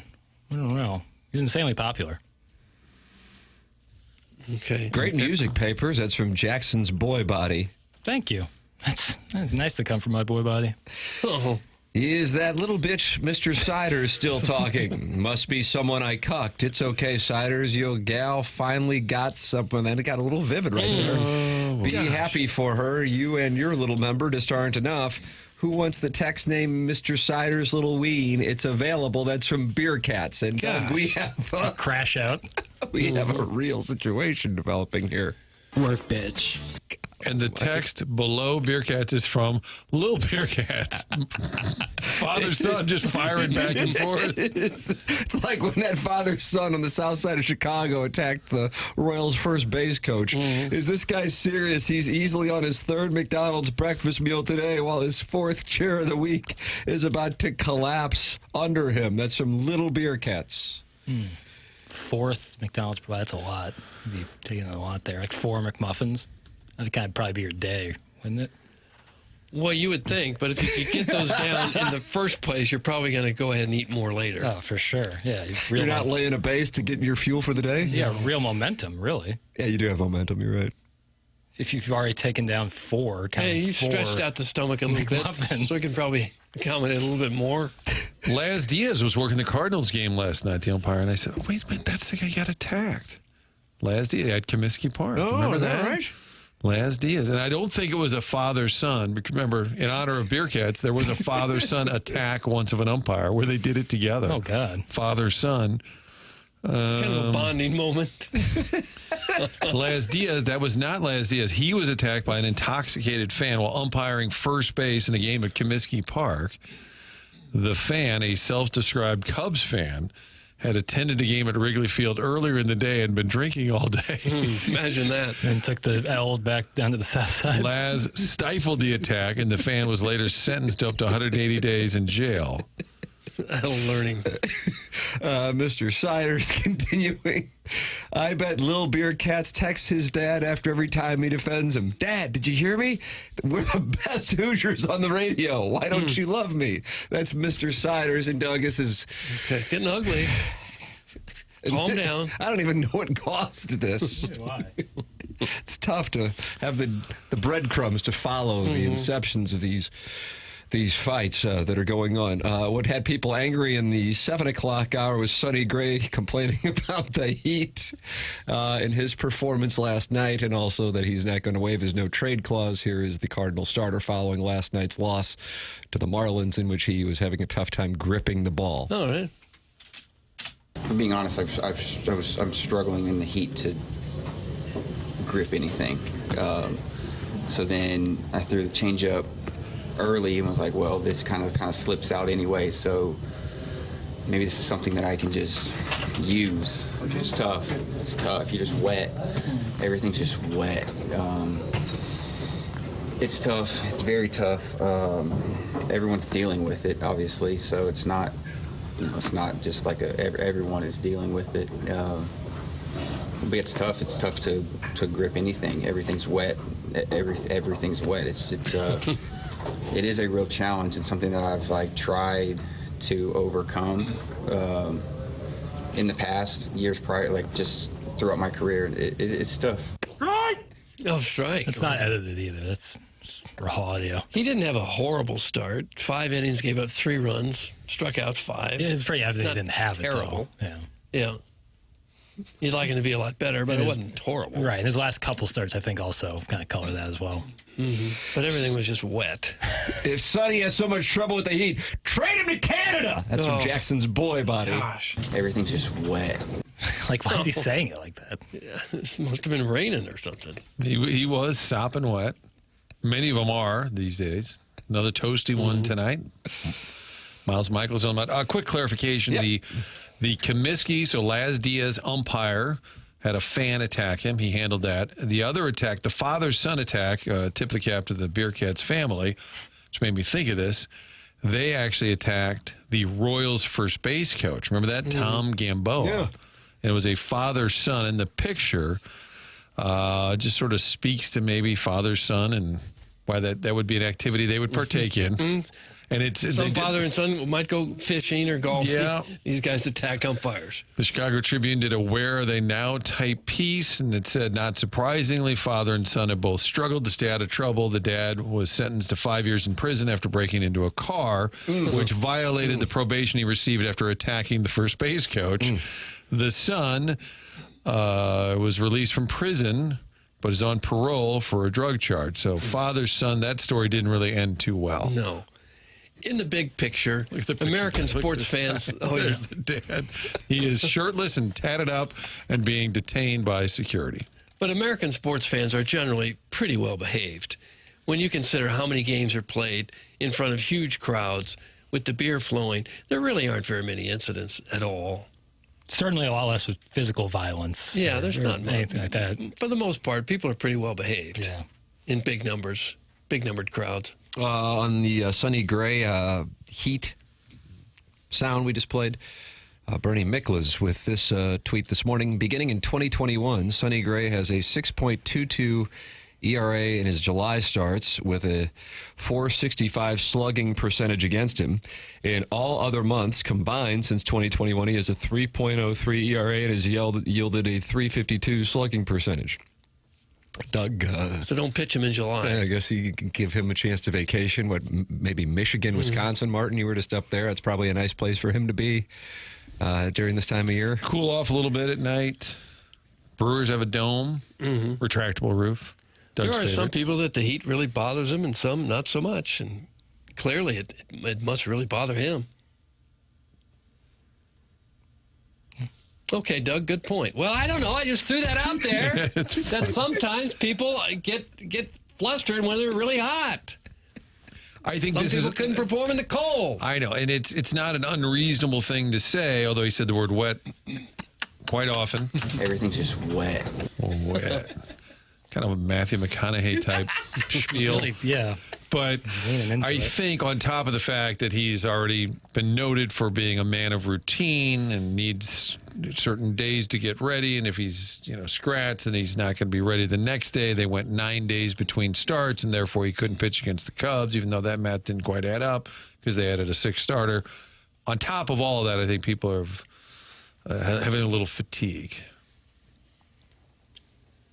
Yeah. How about Great point, Martin. It wasn't a bad point. It wasn't bad. Where were you, Doug, when I needed you? Probably where I was when you needed me, zoning out and thinking, what am I going to have for lunch? You need a series of fans in the dugout, not fans, but like keep them like cool. A stick fan and an office fan, just all pointed at them. Cool them off. I think maybe Sandy Alcantara, who would have grown up in a much warmer climate, the heat didn't seem to bother him last night. He was cooking right along. Yeah, like you said, there's different things affect people differently. Think about it. Dr. Zalander Malanthrop in the Michelob Ultra YouTube chat says it's the polar ice caps melting, making baseballs more wet. I don't think it is. I don't think that's it. It's a great diversion from the fact the Cardinals are 10 games out of first place. That's right. The Milwaukee Brewers 2 games up on the Cubs now, Martin. are 64 and 43. How about them Brewers? Unbelievable. It really is. Did they lose their first 3, 4, 5, and they were just getting pounded by the Yankees the first few games of the year? Not that matters, a long time ago, but the Brewers always seeing that David Stearns, who was a young executive, he left. It's kind of like the Rays, how they typically figure it out. The Brewers seem to have something going on where they're always in the mix. And this year, beyond being in the mix. They're actually pretty good. And they picked up a couple players during the season, and Quinn Priester and Andrew Vaughn, and they both performed very well. Kind of moves that went under the radar, and they've both been really good. Andrew Vaughn's been like a Will Clark addition. He's been raking since coming over there. 6 ribbies last night against the Cubs. Man, he's been raking. He was one of those guys that I can't recall which baseball writer was saying that's a guy who's a prime candidate for when he gets into a better spot. And man, is there any such thing as a worse spot than the south side of Chicago right now in baseball? Is a candidate for a major resurgence, and that is exactly what has happened. They are really getting something from Andrew Vaughn. 10 o'clock in St. Louis. Martin has to go to onboarding. Any idea what you guys are covering today? I know this is a process. Doug's getting a little frustrated. He feels like once you're on the show for 10 months, you should have been onboarded. Well, today was a lot of corporate paperwork that we got to tidy up. Yeah. We're going to clear the deck a little bit. Okay. Clear the deck. Dot a few I's. Got to dot a few I's, clear the deck. So that'll take, what, 45, 50 minutes? Yeah, about 58 exactly. Riz, Anthony Stalter, of course, this show's at Radio Wars with the Riz Show and the Fast Lane. But we'll put that aside, and we have an episode of FanDuel's Spread Zone coming up at 11 o'clock today. NFL prop bets for the upcoming season. That is coming away. We did college football last week. It's the FanDuel Spread Zone on 101 ESPN and 105.7 The Points YouTube channels. There's what we've got coming up for you. This program is called The Morning After. It's presented by Brown & Crouppen on 101 ESPN and the TMASTL YouTube channel.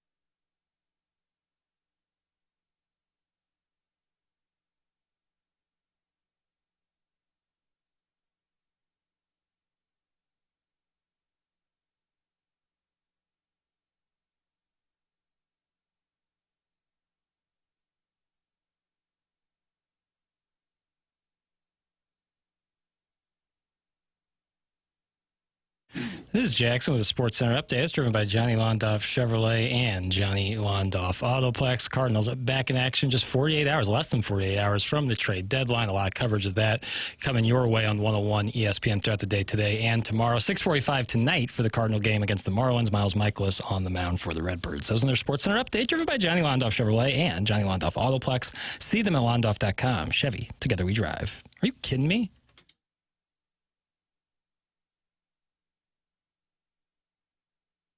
The Cubbies are going tra-la, tra-la. Look out on the Mets, tra-la, tra-la. The Cardinals are coming, tra-la, tra-la. The Cubbies are saying the flags in the bag. The Cardinals are winning, it's too soon to brag. But when it's all over and October's here, Alberta will win it, 'cause this is our year. Look out, because we're swinging our clubs. Beware your bets, don't make any bets. We're drinking a beer, 'cause this is the year. The Cardinals are coming. Tra-la-la-la-la-la. Jazz flute. CMA 101 ESPN. It's our 10 o'clock hour. Tim McKernan, Doug Vaughn, Chairman Kurt slides into the dais when Martin heads to that onboarding. You said that's about a 3-year process?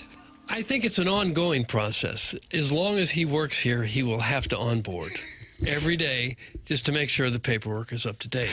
Jackie paperwork is on the 1s and 2s, and he has brought to us, as we are less than a month now away from the opener for your 2025 national champion Missouri Tigers, the rankings of the best college football season.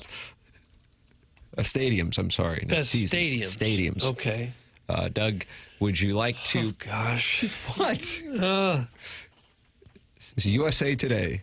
This is Paul Meyerberg and Blake Topmeyer. Best stadium. Oh, Topmeyer. About time he got in the mix. How about the Horseshoe?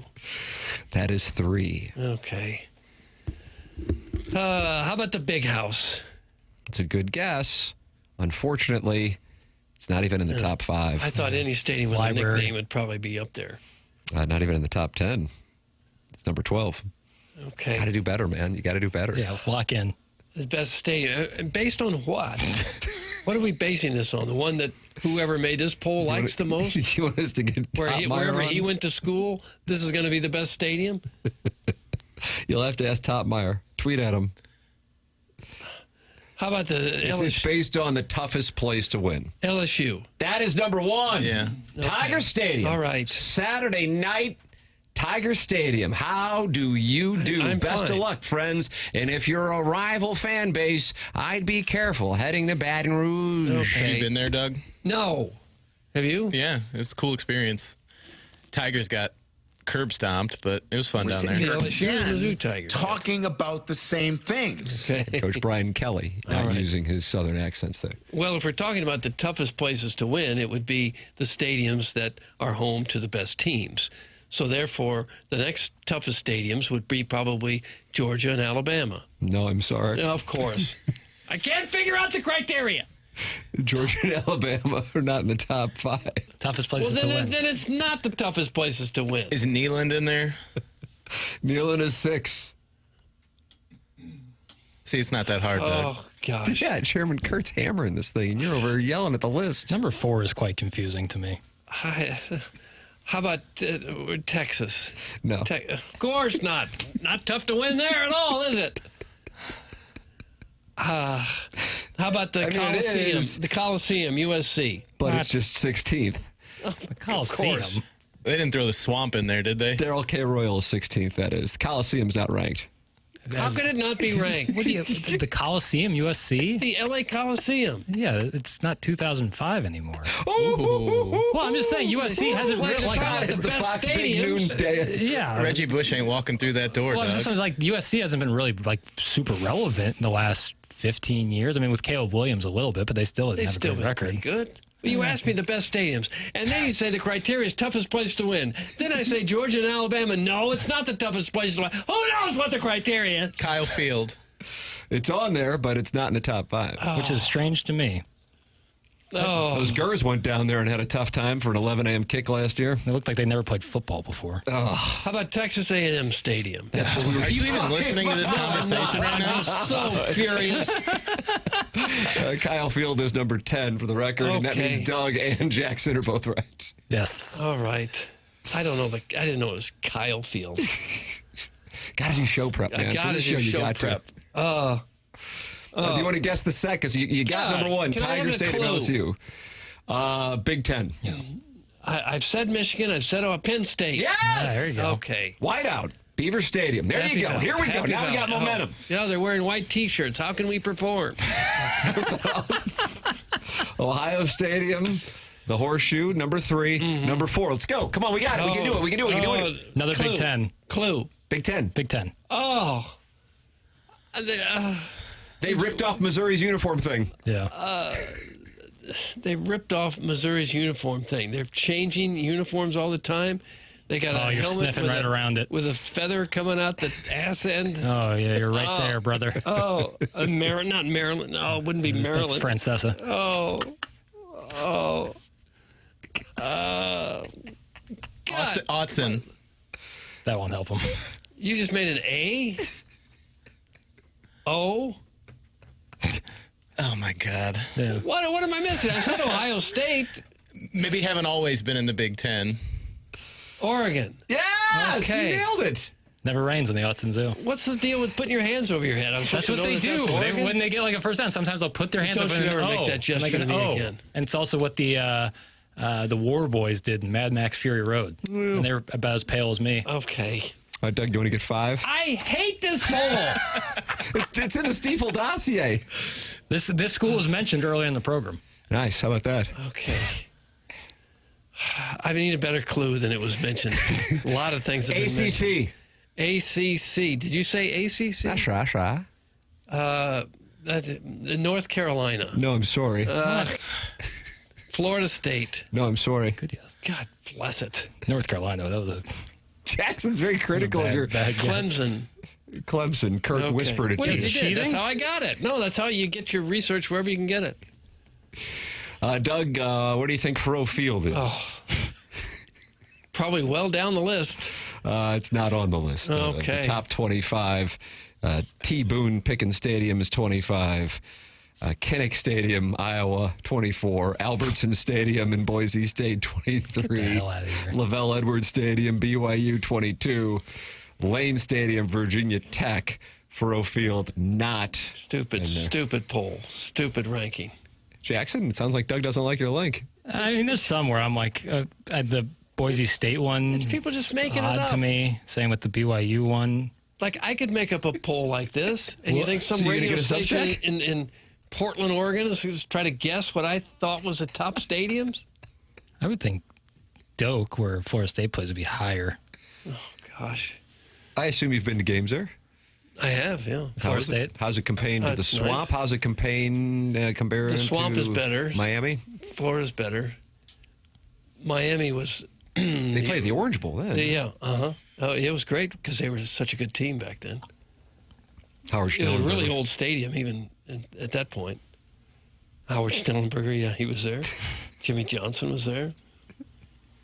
This is the worst poll I've ever seen. Yeah, Nice yeah. one, Jackson. Yeah. That's from the TMA Reddit Insider. I mean, they got the order you might have a complaint with, but all these schools or stadiums, I think, are worthy. We're just naming stadiums for good teams. Autzen strikes me as a little. I mean, I know they say it's really low. It's pretty small. comparatively. 55,000. Yeah, comparatively pretty small. I'm sure it's beautiful. I'd like to go see a game there. But when they were playing the Pac-12, it was kind of like you knew they were going to be there in the playoff time or right there, but you weren't really paying attention to them too much in the regular season. So maybe I'm off. Hi, guys. I've decided to follow Oregon this year. I visited Oregon this summer, and it was wonderful. Also, it would be nice to follow a team that actually has a chance at winning a championship. Oh, no. That's from the Hunchback of Vaughn Castle. Oh, brother. Yeah, if you could just pick and choose who your fandom is, if that's I something that's went easy to to you. Oregon. Now I'm rooting for the Ducks. Stop it. Yeah, that's a character flaw. Yeah. I really liked Arkansas Stadium when we watched Mizzou there a couple years ago. That's from 636. Okay. Good for you. Brought that belt to that ass. I think Perot is going to really look cool when they get all the work done. I'm telling you. It's going to be sweet. I'm telling you, with the North end zone, you mean, eh? Yeah. Email in your rankings the morning after at InsideSTL.com. Design, Air, Heating, and Cooling email today. If anybody other than Paul Harvey, Milk Mustache, wins the Design, Air, Heating, and Cooling email of the day, and they are not named Buck Swope, they are not named Dalton, and they are not named Shooter McGavin, that means Paul Harvey, Milk Mustache, has won the Design, Air, Heating, and Cooling email of the month. So this is going to be fun here today. It's going to be fun. Good, It's going to be. It's going to be fun. That's coming up at 10:45. BK and Ferrario at 11 o'clock. Riz, Anthony Stalter, and me doing Spread Zone. That'll be up on the TMASTL YouTube and the 101 ESPN YouTube and the 105.7 The Point YouTube. That is brought to you by FanDuel. Our NFL season-long prop bets are coming your way on today's episode of The Spread Zone, presented to you by FanDuel. This program is presented to you by Brown & Crouppen on 101 ESPN.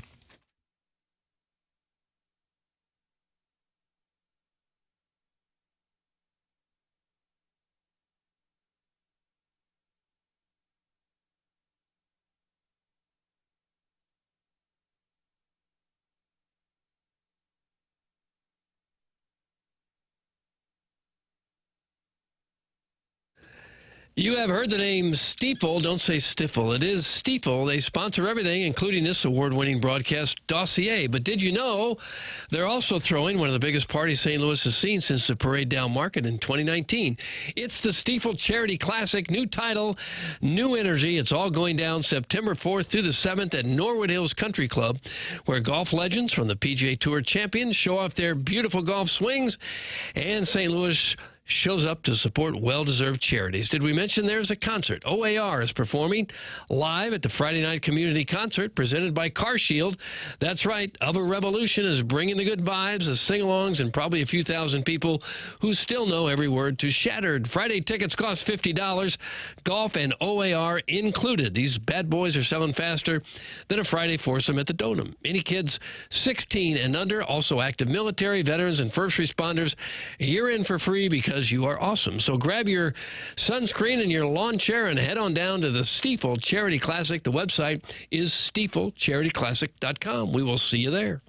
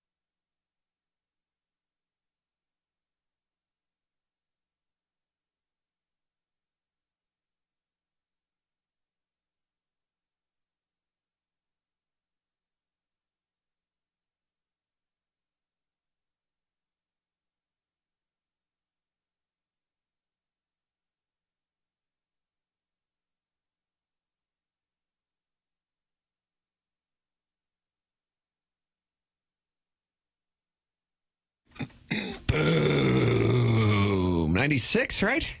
No, that wouldn't make sense because Pac he was passed in September 96. Was that September 96 when he was shot? Yeah. Because what was Biggie, March 97? Ask Doug, don't ask me. Right. I don't know the years to any of this. Doug, the Yankees have just acquired Austin Slater. Have they? From the Chicago White Sox. Okay. Well, you hate to give up Austin Slater, but I guess the White Sox had to. They had no choice there. Who the hell is Austin Slater? You're adding a C there, a C and an H. Okay. Relief pitcher? Outfielder. Okay, sure. And from the third base department, Suarez back in the lineup for the day game. A lot of day games around the league today for the Diamondbacks as the trade deadline fast approaches. I would imagine that will be his final game with the Arizona Diamondbacks. The question is, where will he go? Is it weird that like the Reds are always mentioned? I mean, I know he was on Cincinnati before Arizona, but like, are the Reds really looking to make a move like that? That is an article just posted by The Athletic that the Reds are buyers. They're 3 games back of a wild card spot. Yeah, but as we discussed yesterday on QFTA, that's correct. 2025 State of the Union, Major League Baseball State of the Union, about an hour deep dive into topics just like this. Tim McKernan Show podcast.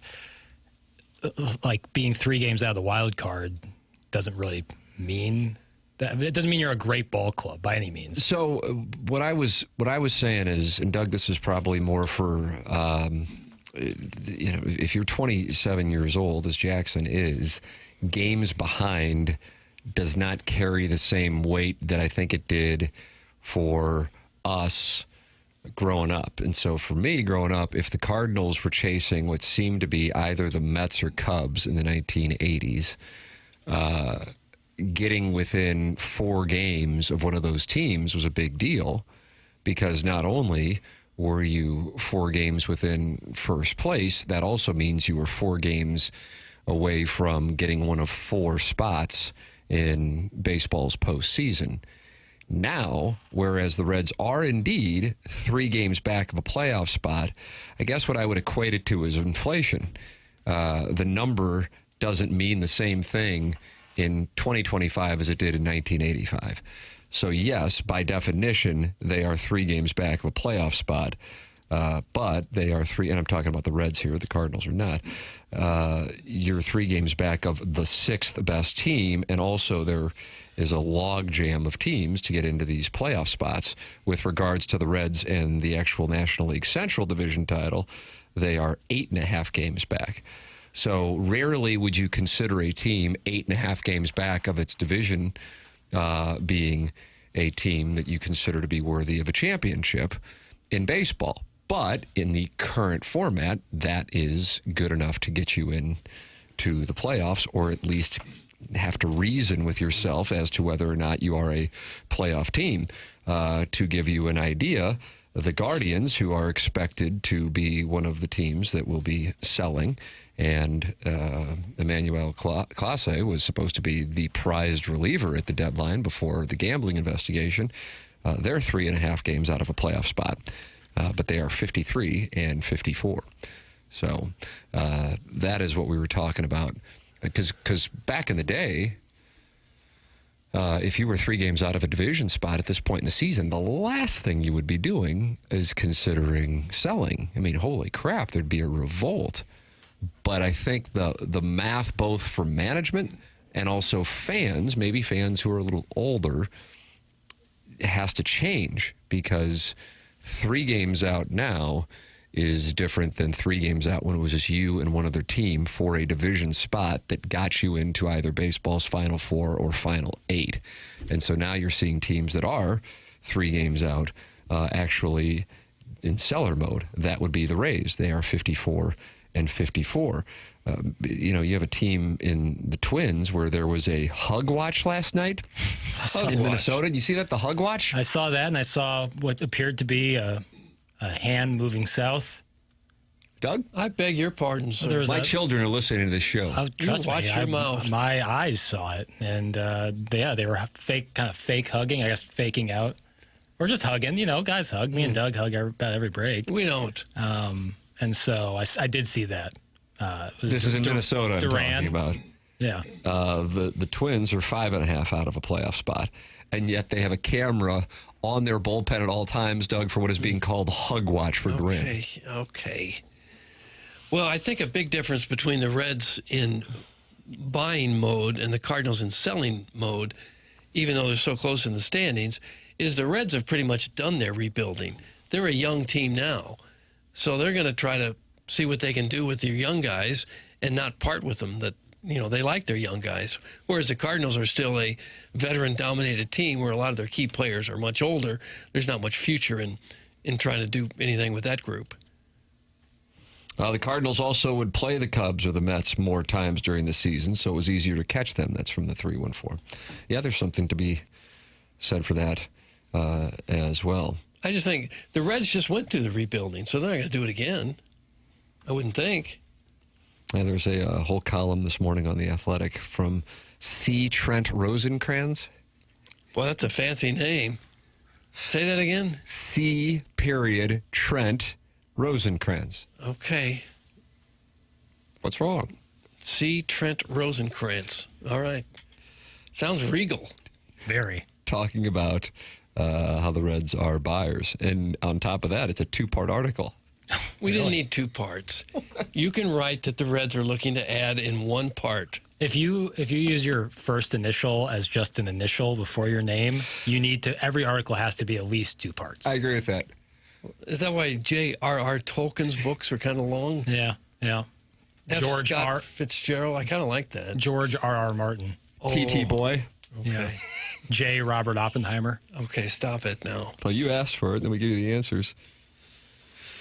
And you don't seem to like it. More on Austin Slater, Doug. Oh, gosh. DL to Vaughn. He has an 859 OPS this year versus lefties and has played all 3 outfield spots, included a good amount of left field. Perhaps he could platoon with Jason Dominguez or play right field with the Judge out in games versus Southpaw. So you can mock this Austin Slater move and call it Austin Slater, but you're going to see him at Busch Stadium here in a couple weeks, brother. Okay, I'll look for him then. Yeah. He's coming for you, soft media. Oh. Hey, Eugenio, as far as an unrestricted free agent next year, so I guess anybody who picks him up, he has a club option. Or no, he already exercised his club option with Arizona, or Arizona did. Never mind, unrestricted free agent next year. Total rental. It's fascinating how much perspective matters, too. Reds fans are energized and want the team to buy, while Cardinal fans would revolt if they buy. That's from Nordique, a hockey elephant. I would tell you that that's in part due to another person with 3 names, Ellie De La Cruz, or at least spaces in his name. I think it's because the Reds have already done their rebuilding. Yeah, but they have a young superstar, like a true superstar. Mm-hmm. So you want to build around that guy because it's fun to be excited about a young superstar, but it only means so much if you're going to finish 3rd in the NL Central every year. But the Cardinals have nobody like Ellie De La Cruz. J.J. Weatherholt had another home run last night. Well, he may be the closest thing they have. Yes. Can he catch? You don't want anyone who can't catch now? Seems like the only guys who can play can catch. Amen. Hey, the program's called The Morning After. We have the Design, Air, Heating, and Cooling email today coming up. See if you can compete. See if you can set the stage for a run in August. The Morning After at InsideSTL.com is how you can send your emails in to McKernan, Doug Vaughn, Chairman Kurt, sitting in for Martin Kilcoyne and his onboarding. Jackson Burkett is on the 1s and 2s. The program's called TMA, 101 ESPN, TMA STL YouTube channel.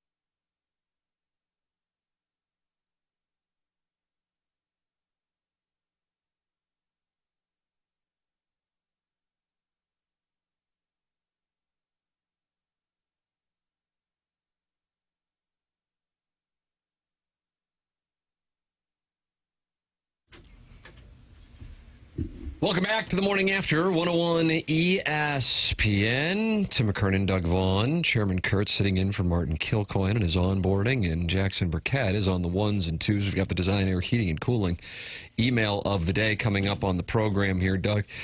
We have been monitoring the trade deadline closely. We are only 30 hours away. And Jackson 5 o'clock tomorrow, right? That's right. Jackson and I have a wager. He calls it a double sawbuck. That's 20. And I am intrigued to see if I will win. The wager is the following. I've got the Cardinals trading more than 3.5 players from the current roster. Jackson has the under on 3.5 players. I got 3 on the dot. And who are your 3? Helsley, Maton, and Matz. Okay. Helsley, Phil Maton, Matz. Yeah, those would make sense. Just because I don't think, like, position players, who unless they trade Donovan. But, like, how likely do you think that is? Probably not likely. So, yeah. Unless you really could get somebody big. And I think because you could say that about anybody. You wouldn't trade unless we got something we really like. It's always dependent. But then, like, the perception, or at least the feel, is like, man, every time we get a player who's, like, actually pretty solid, they go to, you trade them, and you start to feel like a Marlins, Rockies farm system. Well, fun to see last night. Randy Arozarena, Doug, became only the 10th player in Major League history to do this. Do you know what it is? I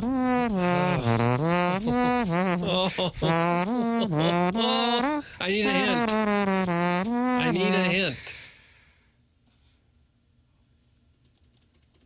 2020.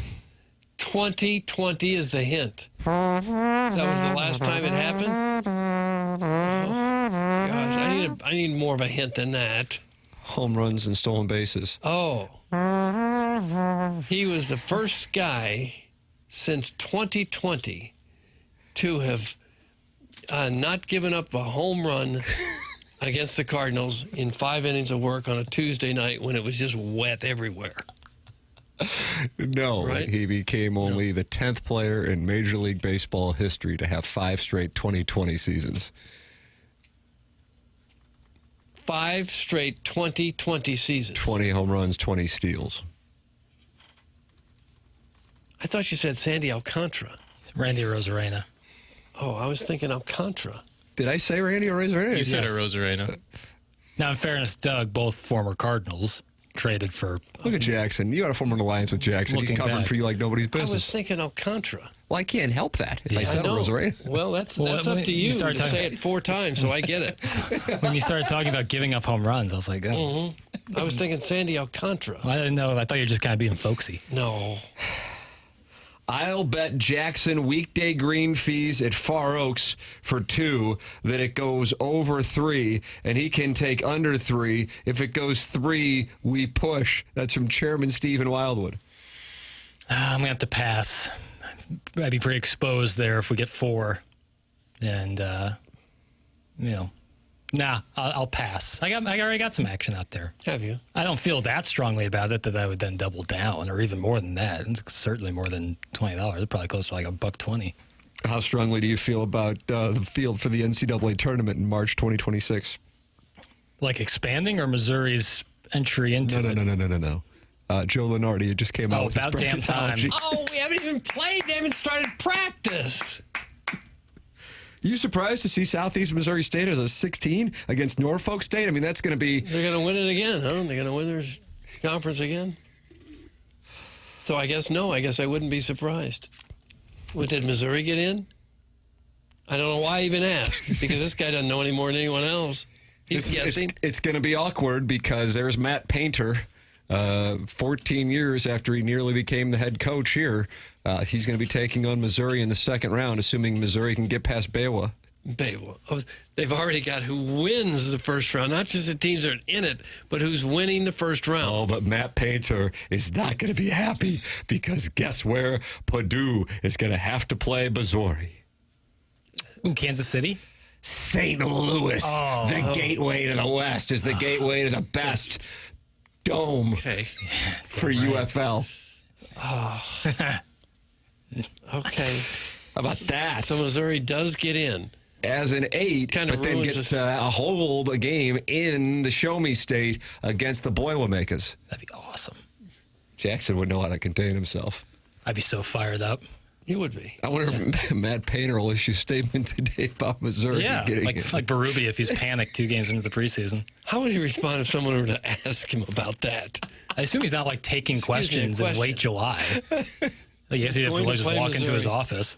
According to Joe Lunardi, in 9 months. Do you think it's fair that Missouri has a home court advantage? He'd be like eating lunch in his office, probably going home in 2 hours or so. And he's like, what the hell are you talking about? You surprised Kansas is only a 6? No. That's a falling star. Wow. I said it. But what a matchup we'll have for the right to go to a Sweet 16 in St. Louis, because you'll have Purdue and Missouri in the South Bracket, and then you'll have Kansas and Kentucky in the other matchup on that Sunday afternoon. Can we just play the preseason at least before we decide this? Practice a day once? That's assuming before we- Kentucky can get past Furman. Okay. Kentucky's a 3, Furman a 14. How much time do you think he puts into that? What's his whole gig? I mean, it's isn't it? such a waste of time. It's an absolute waste of time. People, Missouri fans who aren't in St. Louis are already getting hotel rooms for that day. Exactly right. The responsible ones are. Yeah, Matt Painter's on. He's out on the lookout. He wears that basically quarter. a guy living in his own little fantasy world, isn't it? Matt Painter needs to go. Here's to what the I suit. think is going to happen for every team in the country. The quarter zip he wears is weak. I don't blame Jackson, the your alma quarterback. mater, Florida Gulf Coast, is the 15 seed in that South region, which means you could have your allegiances divided if Missouri, the 8 seed, meets Florida Gulf Coast for the right to go to the Final Four. Nothing but love for my friends in Fort Myers, Dunk City. City? All the Eagles out there. But I would hope Missouri would win by 50. Did you say Dunk City or Dung City? Dunk. Oh, that's better. I said Sandy Alcantara. Okay. Yeah, I would hope they would beat them like a drum. But that'd be great. FGCU wins the Atlantic Sun fairly often. Gets himself a little tournament bid. Like that's Dung City. Yeah, it's Dung City. It's So home this of the guy's Beatles. claiming to know how everyone is going to play on every team. He knows every possible He's locked situation in. that's going to play out. The college basketball Really? season starts August 1st. Everyone knows that. It doesn't. You know, when it's the hottest. That's when basketball reigns supreme. It isn't. Does SLU get in? Why am I even asking? He doesn't have them in. Oh, no. Illinois is a 4 seed. They'll be open in Portland, though. Okay. I mean, is Illinois? Are Illinois text in 314-399-6646? Are you planning to go to Portland?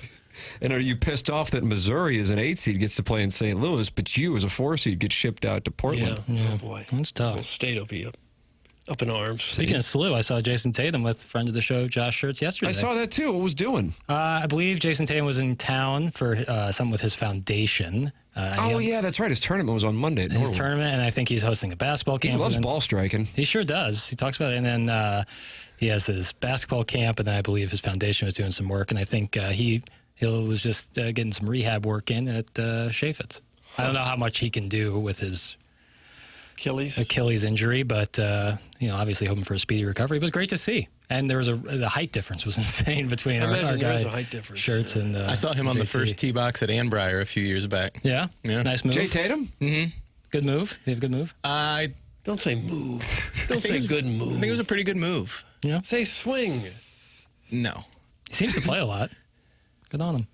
How tall is he? 6'8"? Probably closer to 6'9", 6'10". He's 6'10"? In between 6'10" and 6'8".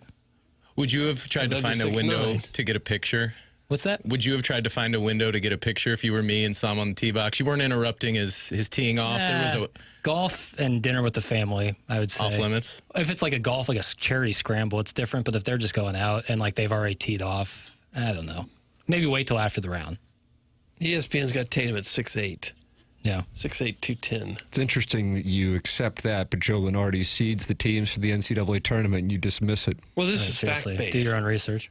This is, you can actually measure a human. And you know. You don't just guess. Illini Lance says he is fine with being shipped out to Portland because Illinois is a real program, but Mizzou needs all the help they can get. That's from Illini Lance. A lot of talk. A lot of talk. Jackson, So we're this still has aware of the sparked Drake controversy. situation. Yeah, well, that hurts. I drove 6 hours to Wichita That probably hurts more for you. for let my son see an NCAA tournament game. He enjoyed himself, though, did he not? He did. Yeah. He's getting fired up. I That's like cool. to see it. Get his That's Irish up. All right, we got the Design Air Heating and Cooling email today coming up. It's TMA 101 ESPN.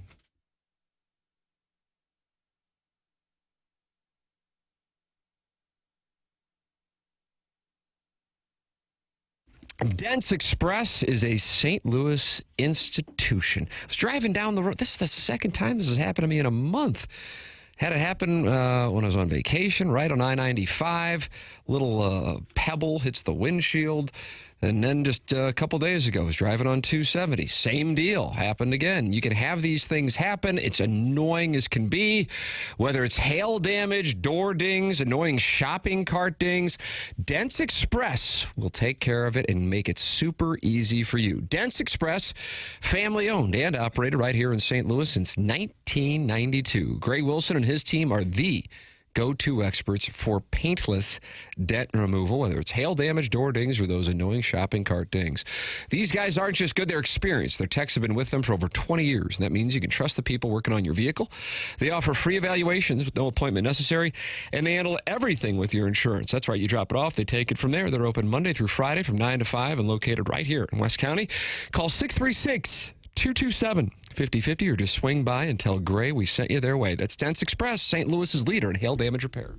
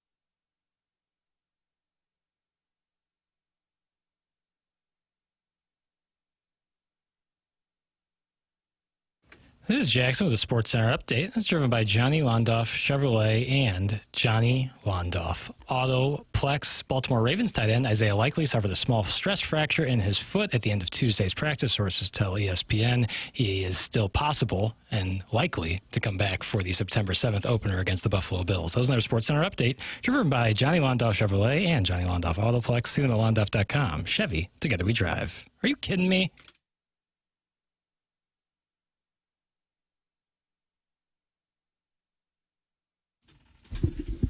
Well, Doug, do you want it? Well, a little bit, I guess. All right, then you're going to get it. It's time for the Design Air Heating and Cooling Email of the Day. Okay, yeah. Yeah, that I would want. Okay. Subject, Wings, Fetty, Jackson's Bodyguard, and Love is Blind, STL. Hey, boys, happy Wednesday. Let's get something straight. The best wings in America are found in Florissant, Missouri, Lindbergh Boulevard, Cugino's. Case closed. You want to talk about holding the front office accountable? Read this ATL headline. It took one Eric Fetty start for Braves fans to be ready for the Eric Fetty experiment to be over. That's called playing hardball and your Southern Tide polo and Hoover high hair flip. Let's get Hubbard to bankroll a personal bodyguard for Jackson out in these treacherous Creve Coeur streets.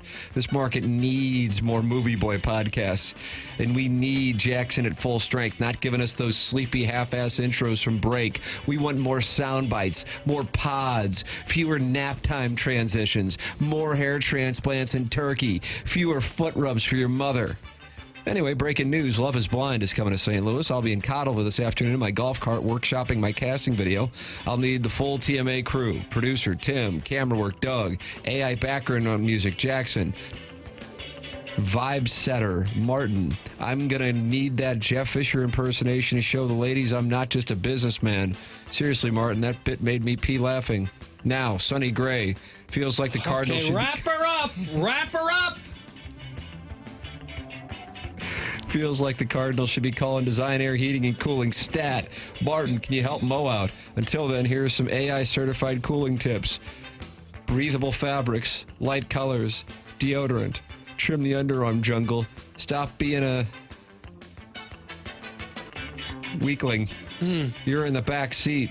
Enjoy the trade deadline. I'm sure Mo's got it all under control. Love yous. That's Percy Blumpkin. Gosh, that was long. Percy Blumpkin. Long email. America is the land of opportunity. It can all be yours if you just spend the next 7 months with us at our corporate retreat center, located under the shadow of the Arnold Water Tower, so it is easy to meet up with your bookie. We will teach you everything on how to approach other singles in the Filoni's ball pit. Complete onboarding within 6 months so you can have a 30-second interview with the vice president of baseball operations within a year. Keeping track of remote controls, dealing with panic during the inevitable audio issues on remotes. Securing your own future with a pre-revenue side hustle. Avoiding those pesky human kids and dogs. Keeping track of YouTube chat passwords. Yelling at professional athletes across the street with a bullhorn. Getting a solid commitment from your dad to get you to the office in the snow so that a live broadcast can actually be on the air. And basic accounting. Join now and we will throw in the map of St. Louis stars and their carports. That's from Shooter McGavin, the vice president of Flipping Knickknacks. Shooter McGavin. Ours is the type of presentation where a 57-year-old barge worker who swears he's just drinking coffee but on cross-examination will admit he's pounding American honey feels free to drop in at any time to bitch about the cost of soccer cleats that he has to buy for his son that he fathered at age 51. We can all learn from Barge Guide's example. When life deals you lemons, get drunk at 7 a.m. And also don't forget to get snipped and or stick to butt stuff. Oh. I enjoyed Sode 2 of Movie Boy. Yeah, I called it a Sode. Suck it, Bano.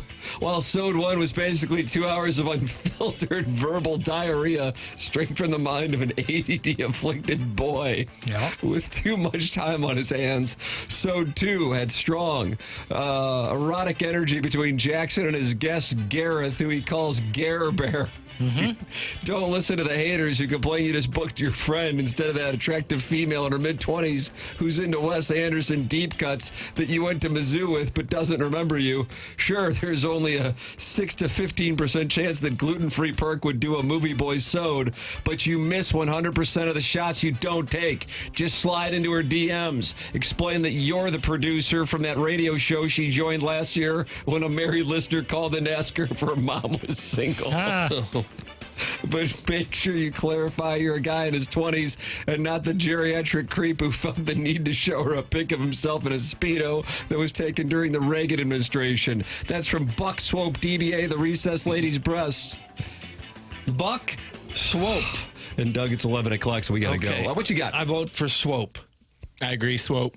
Buck Swope. Buck Swope has got a 1-goal deficit heading into the final day of July. Doug, this is going to be fun in tomorrow's Design Air Heating and Cooling email today as he tries to chase down Paul Harvey Milk Mustache for the Design Air Heating and Cooling email of the month. Time for us to shut it down. BK and Ferrario are up next. For Jackson Burkett, for Chairman Kurt, for Martin Kilcoyne, for my brother Kevin, for Douglas Selvin, Vaughn, I'm Tim McKernan. This has been TMA presented to you by Brown and Crouppen on 101 ESPN and the TMA STL YouTube channel.